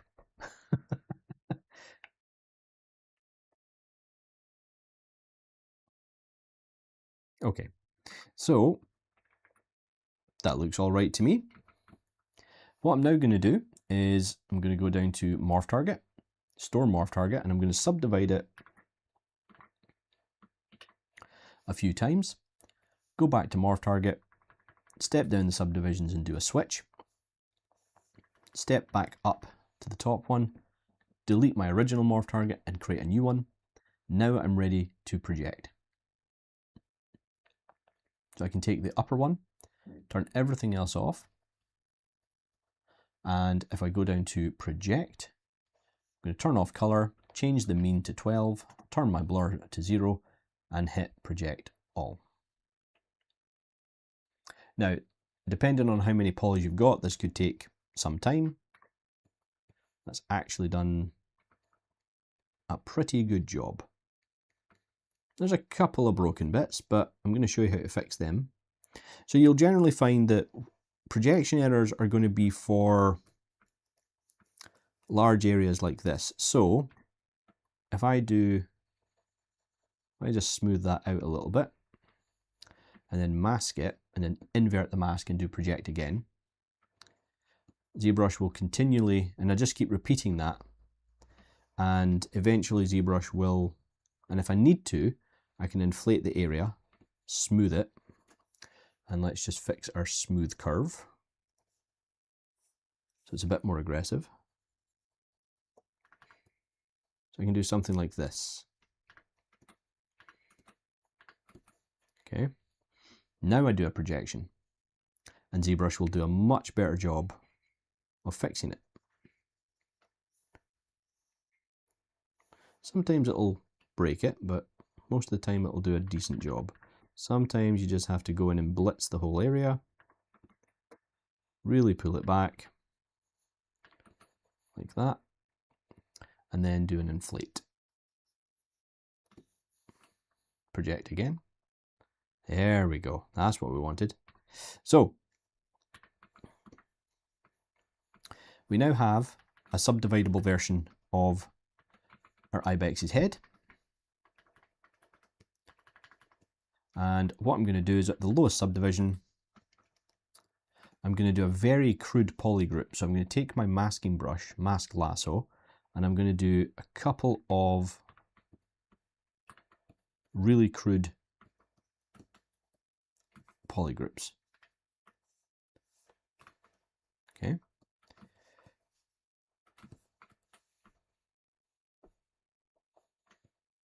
And the reason I'm doing these is so that I can it'll make my UV mapping easier inside of ZBrush. So now I have a few polygroups. I'm going to go to Z plugin, UV master. I'm going to choose symmetry and polygroups. Okay, so now what ZBrush will try and do is it will create a UV island based on these polygroups.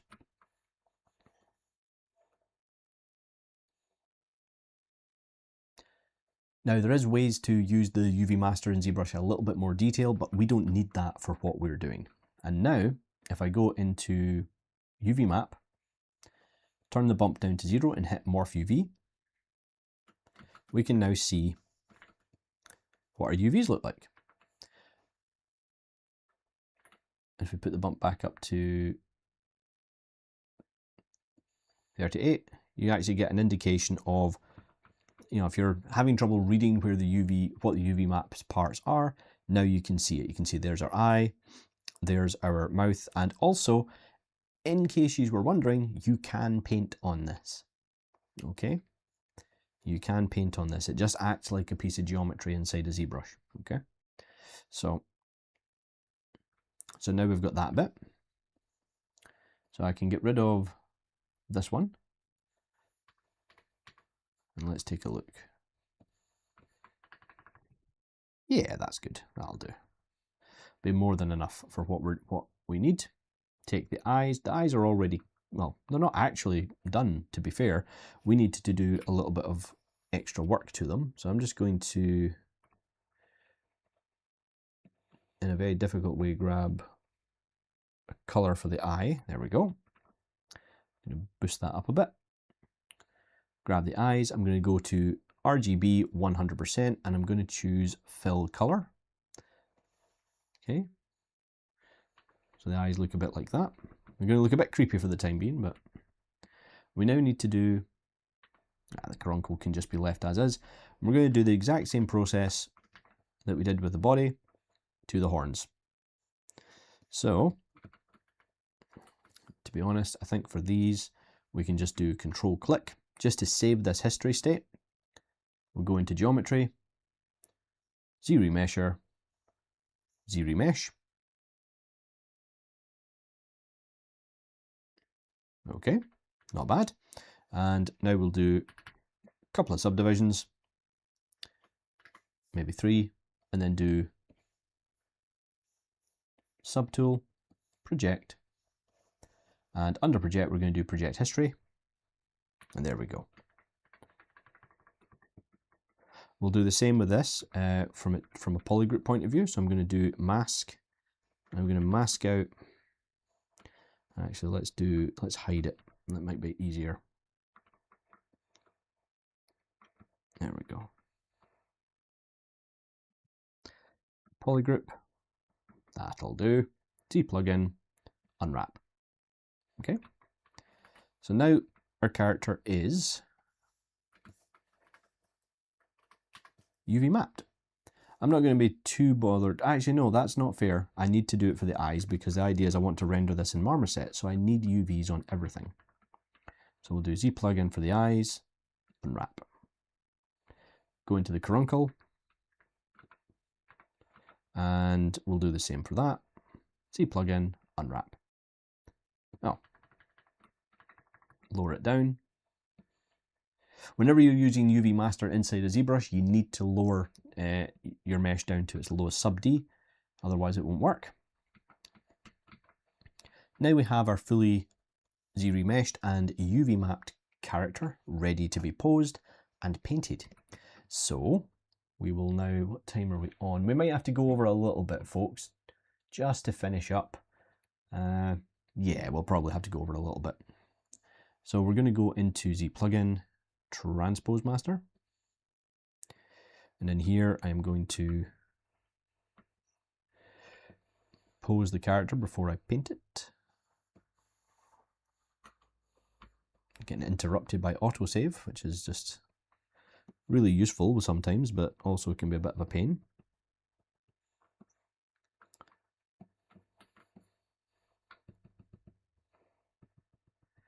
So just softening out a mask here. I'm going to use my transpose line to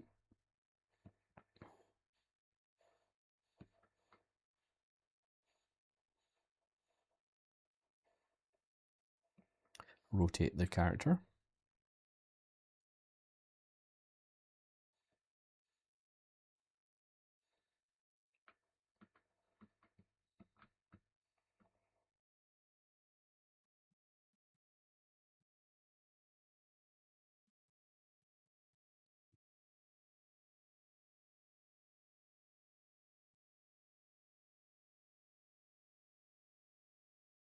Sometimes the transpose line can be a bit of a pain to get it in exactly the place you want it, but it's worth doing. So I still find it one of the best ways to position a model in ZBrush.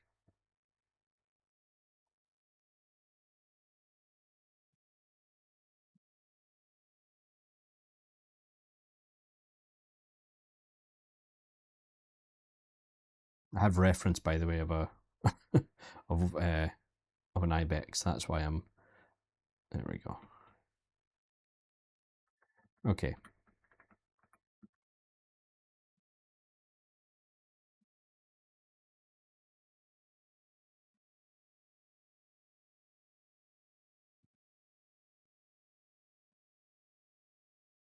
I actually quite like that. It's quite natural. Okay, T-pose sub T. And now we're going to start doing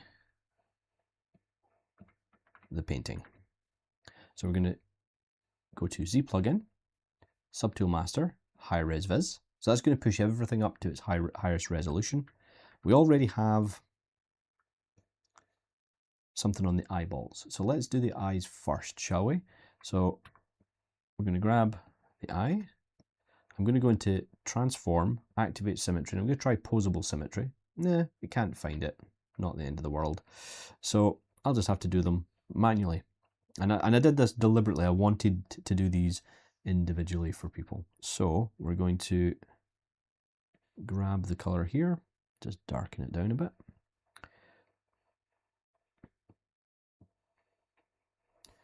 And we'll grab alpha 1 and we'll just start. That's not the color I wanted. There we go. That's better. So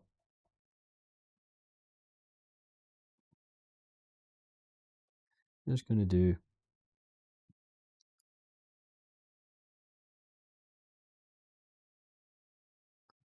a little bit of work darkening up the edges. We're going to do a little bit of paint work on the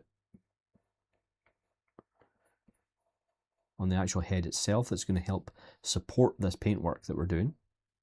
And then when it comes to the, now where is that? Are they turned on? There we go. So also got the caruncular, which we're going to do. They're actually like a much darker color. So we're going to do something like that and just fill that object like so. We're then going to take a little bit of yellow for the eyes, and I'm going to lower the RGB intensity here, and I'm just going to fill object with that. And then we will do a nice dark pupil. And again, we've got, well, I say that, if I take the paintbrush first with the yellow, I'm actually just going to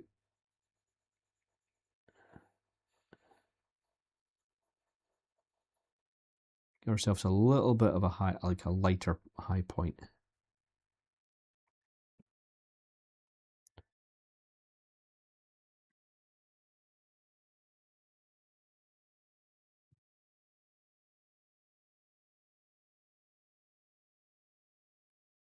And then we'll take the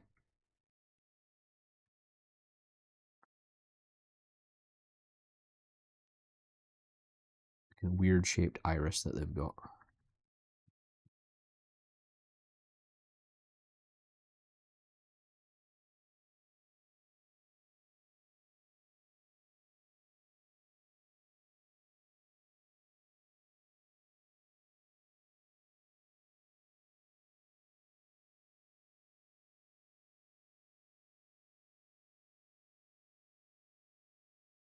Okay. And then what I'll do is I'm going to take a little bit of the color in the middle here and just with a nice lower RGB intensity, I will just fill over the iris just to kind of create a little bit less of like a really stark darkness to it. We don't want it to be too completely dark. And then with the carunculate as well, I'll do the same thing. Just going to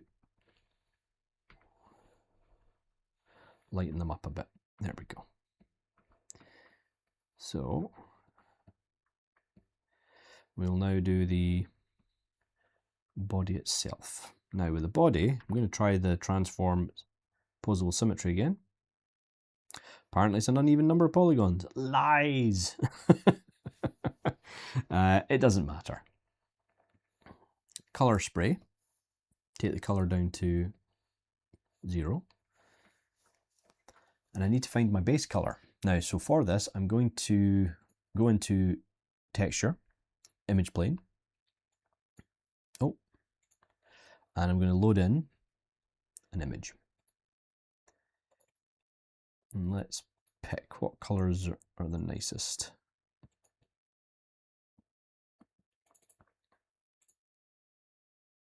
Yeah, we'll grab these.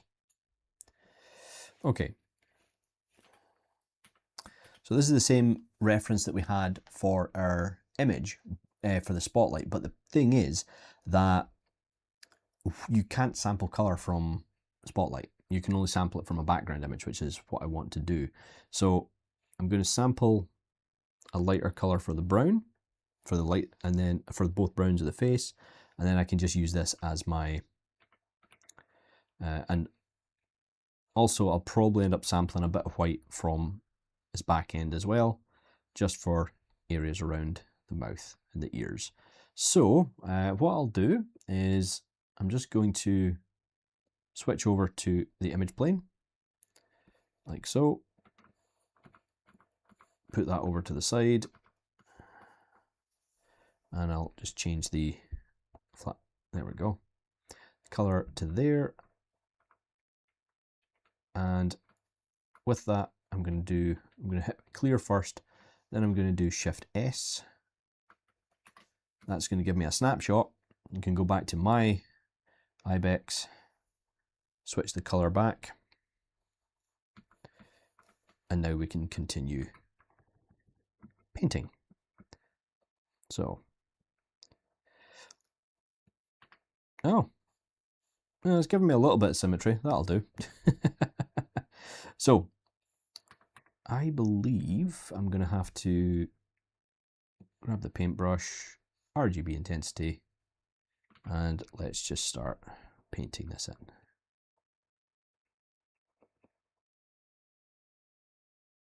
Now you could of course do a base fill color with this. There's nothing wrong with that.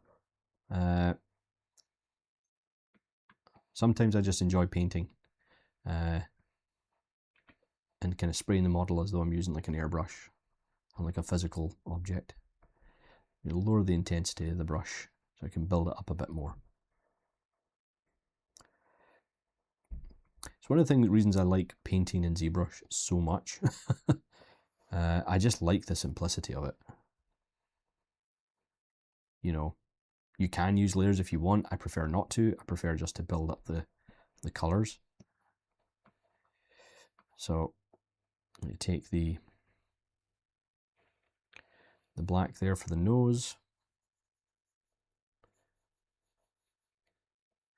Probably a bit too much, but it's all right. We're just blocking it out. Do a little bit around the lips.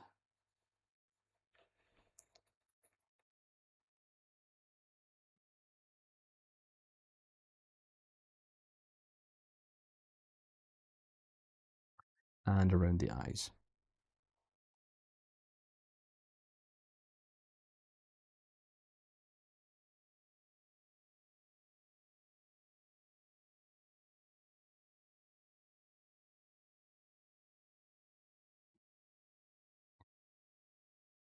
Looks a little bit cursed at the moment, but if I then just take the same color we had, lower the RGB intensity and just do a fill object.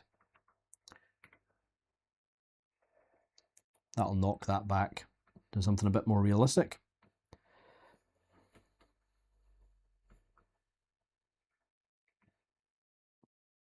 Then we can take our stroke back to dots, and then we can start filling in some of the other areas. So we're going to pull in a kind of darker brown here.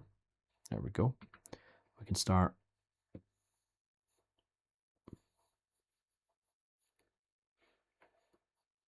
working that into around the eyes.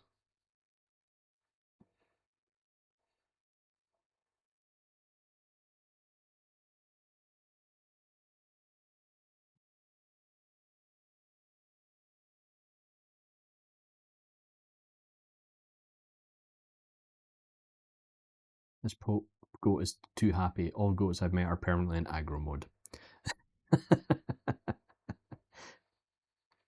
Actually, I don't like the effect that's given me. I think I'm going to switch back to colour spray and do it that way. That's better.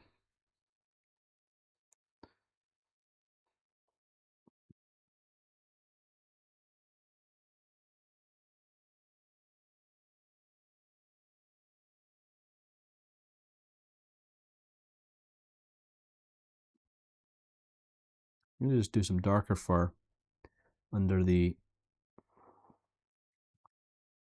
chin. And again, we're going to be building this up in layers. So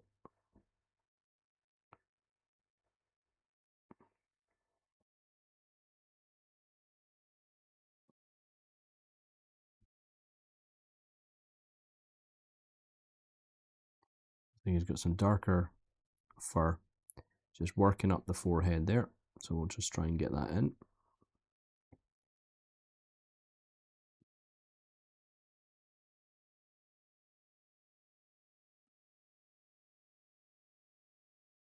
The ears have got a dark inner, so just get the back of the ear here, darken that up a bit. But the inside of the ear looks really, really dark, but they've also got like a white element to it as well. So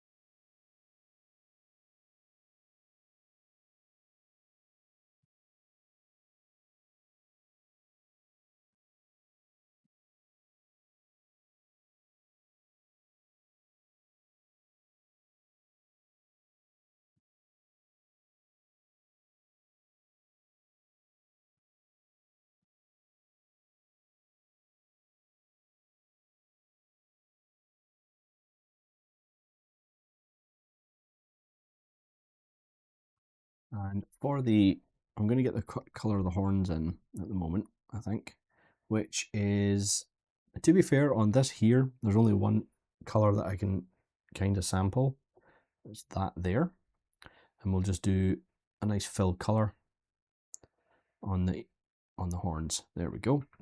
And then I'm going to go into masking, and I'm going to choose, I've got a couple here. You can do a mask by AO, but I'm going to do mask by cavity. And that should show me the mask, I think. There we go. But I'm going to blur that, like so. And just blur it a little. Actually, let's take that blur down, take the intensity down. Let's see. We'll increase the intensity a bit. There we go. So we just want to adjust the sliders until we can mask out the areas that we want to keep. We can invert it. And then I'm going to take a darker color. So we're going to pull this color in, darken it down. Let's see here, it's more of a grey. So we'll darken it down like so. And do a fill. turn off the mask. Okay, so it's really darkened those areas in, but that's all right. We can hold down Shift for our smooth brush, and as long as we have Z-add off, we'll be able to smooth out some of the detail that we've got with our paint. So we can blend that paint together, like so. And that's just going to give us some nice dark areas to work with.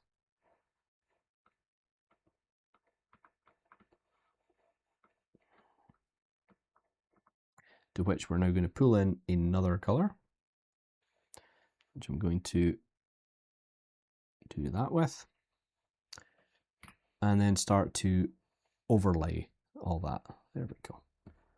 Actually, one did it quite well. And then get a darker color again, switch to something like a drag rectangle stroke, and we can finally go in and we can maybe add in, let's try that again. Oh, way too intense. There we go. We can potentially start adding in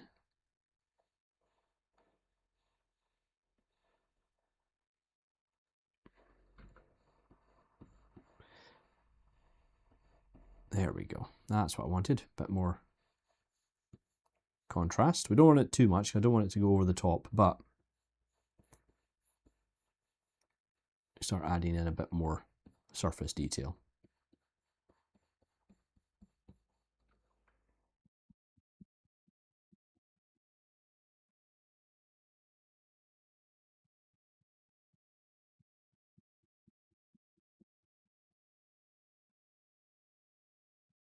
And then we'll lighten it again.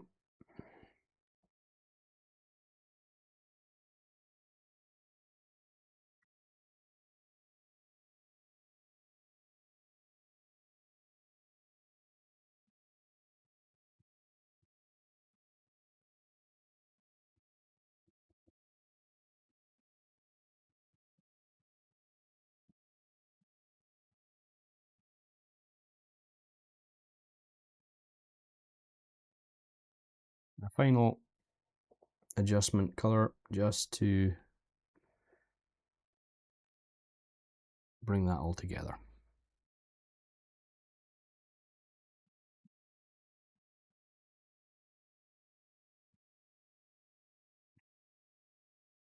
And we can do the same thing with this character, with a fur. So we can do a mask by cavity, and you'll see the effect that that's going to give us. We can take that fur, take one of the darker colors that we have here, and just do a fill with that. But what I can do is we turn off the view mask here, so it's going to hide our mask so that as we fill the object, we can see in real time. If we just keep repeating that, we'll get to see how much that's affecting our model.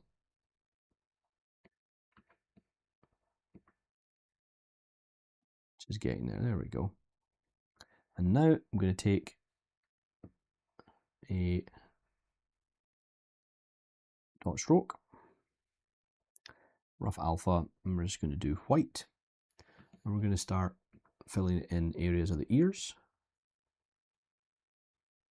Another thing you can do as well is you can switch over to the brush you were using as your texture brush, as your actual alpha brush, and as long as you turn off Z-add and turn on RGB, it will behave like a paintbrush. So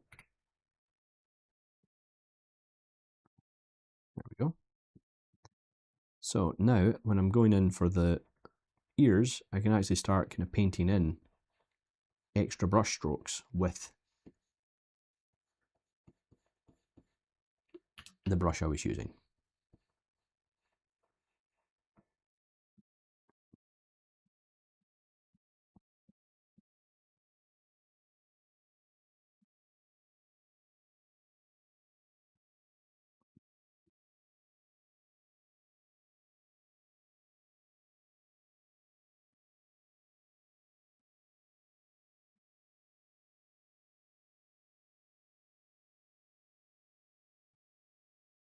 We get some stronger highlights in.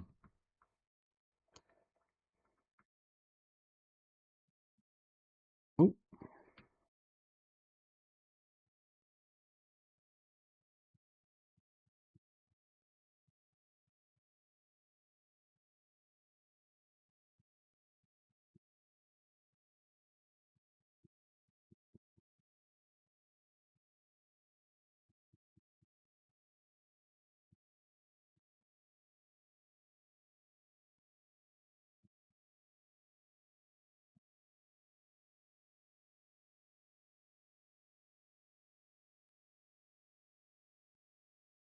And once we've got the highlights in that we want, we can then, again, using the same technique we have before, we can just fill in and overlay any areas that we don't like. Very similar to how we did the when we did our hippo.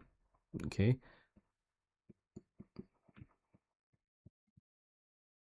And we'll just take the one of the kind of colors from here. Nice low intensity and just, oh, that's not what I wanted. That's what I wanted. Just fill the object over. And we can take some darker elements here with our standard brush or our paintbrush, either or, doesn't really matter. And we can start filling in the color again because we're losing some of it. So let's bring in some of the warmer colors back into the model. There we go. Now that we've got all these different layers built up, we can now start to bring the color in and it'll all hopefully blend together. That's my plan anyway.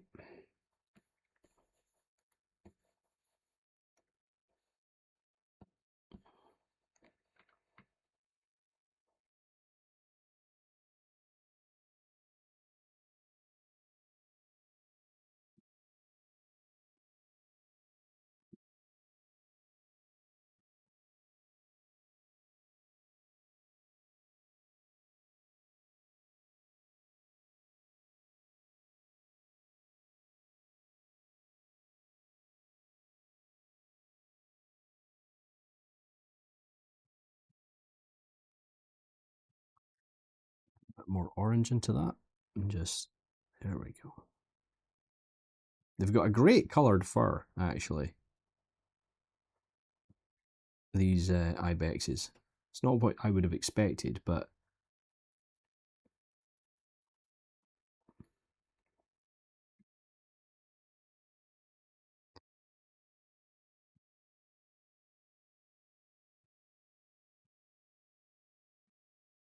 and then we'll lighten up the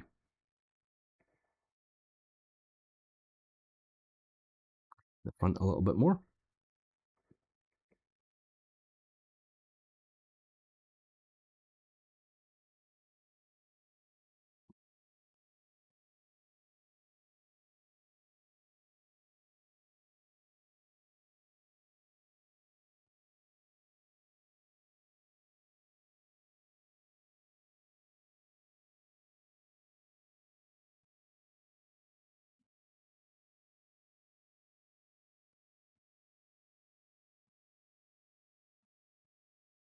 And then we get a nice deep brown for some of the darker areas, a bit more chestnut.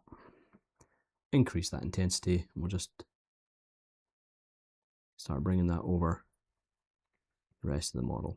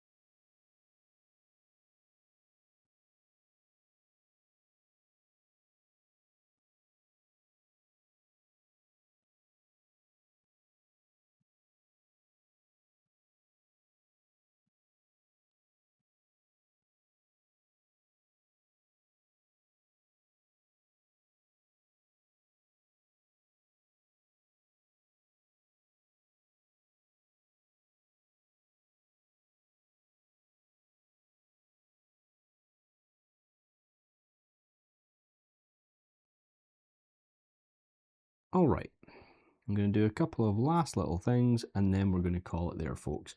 So let's really bring this down to a dark color.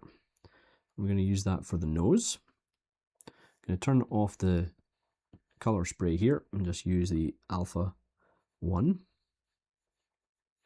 Just to help add a bit more contrast.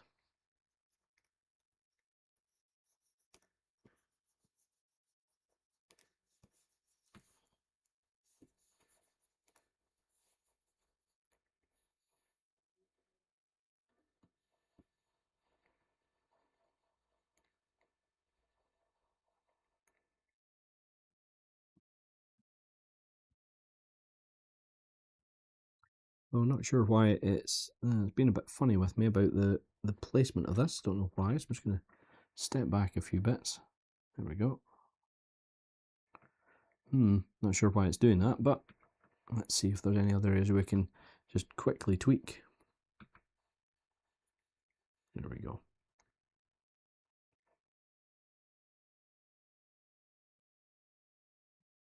Let's darken up the inside there.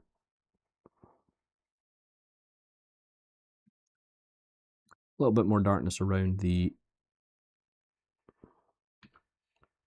lips.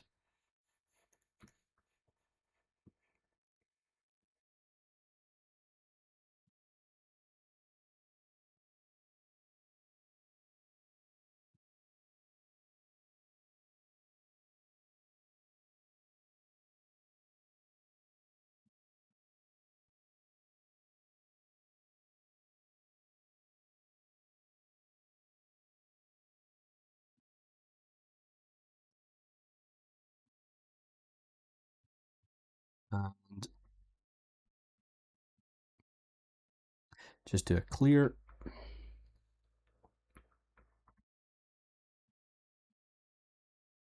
And then I'm going to do a little bit of adjustment to the material itself. So we're just going to do another save. I don't know why it's saved in there, but bear with me. IBEX C tool and 17. Okay, right. Last thing we need to do is make a small adjustment to the material just to get a little bit of specular because it doesn't have much. There we go.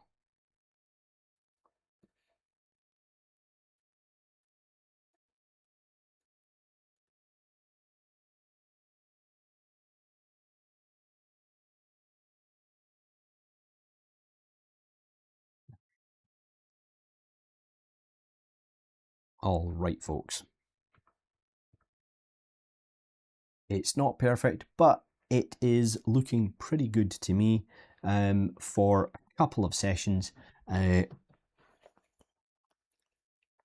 I wouldn't mind working this one up at a later date, but I think it looks okay. Could maybe adjust the pose a little bit, but I can maybe play with that before I do the final post for it. So, right, folks. Well, I want to thank everyone for coming along to the let me think before I speak. I want to thank everyone for coming along to this Firestorm stream. This has been a really fun creature to make, and I hope everyone has enjoyed watching as much as I have enjoyed sculpting it. So all it leaves me to say is that I hope everyone has had a great day. Be sure to follow us on all the various socials. You'll find all the details at the bottom of the stream, and make sure you come and join us on the Firestorm Discord. And I will be sculpting on Thursday at the same time, and we're going to be moving on to the Japanese macaque, which is probably best known as a snow monkey. So I hope you'll join us for then, and do remember to check out the rest of the streams that we have on the rest of this week. I'm also, just give me 2 seconds and I will tell you who we have and when they're streaming, because I'm terrible with remembering stuff sometimes. So yes, on Thursday at 2 p.m. we have our very own Heather Courage. She's going to be doing some 3D character creation. On Thursday evening it'll be myself, as I said. We're going to be sculpting the Japanese macaque, And on Friday morning, we have Carmen, who's going to be bringing you some amazing hints and tips in Houdini. And on Friday at 6 o'clock, we have Peter Ocampo, and he's going to be doing some more creature concept work. And Saturday, 7 o'clock in the morning, we have Andre Ferwerda, who's going to be doing some creature concept art. Santanu, thank you very much for the subscription. That's very much appreciated. Thank you. And there we go, folks. So until next time, my name's been Pat. This has been a Firestorm Studios live stream, and I hope that something really good happens to you all. Bye for now.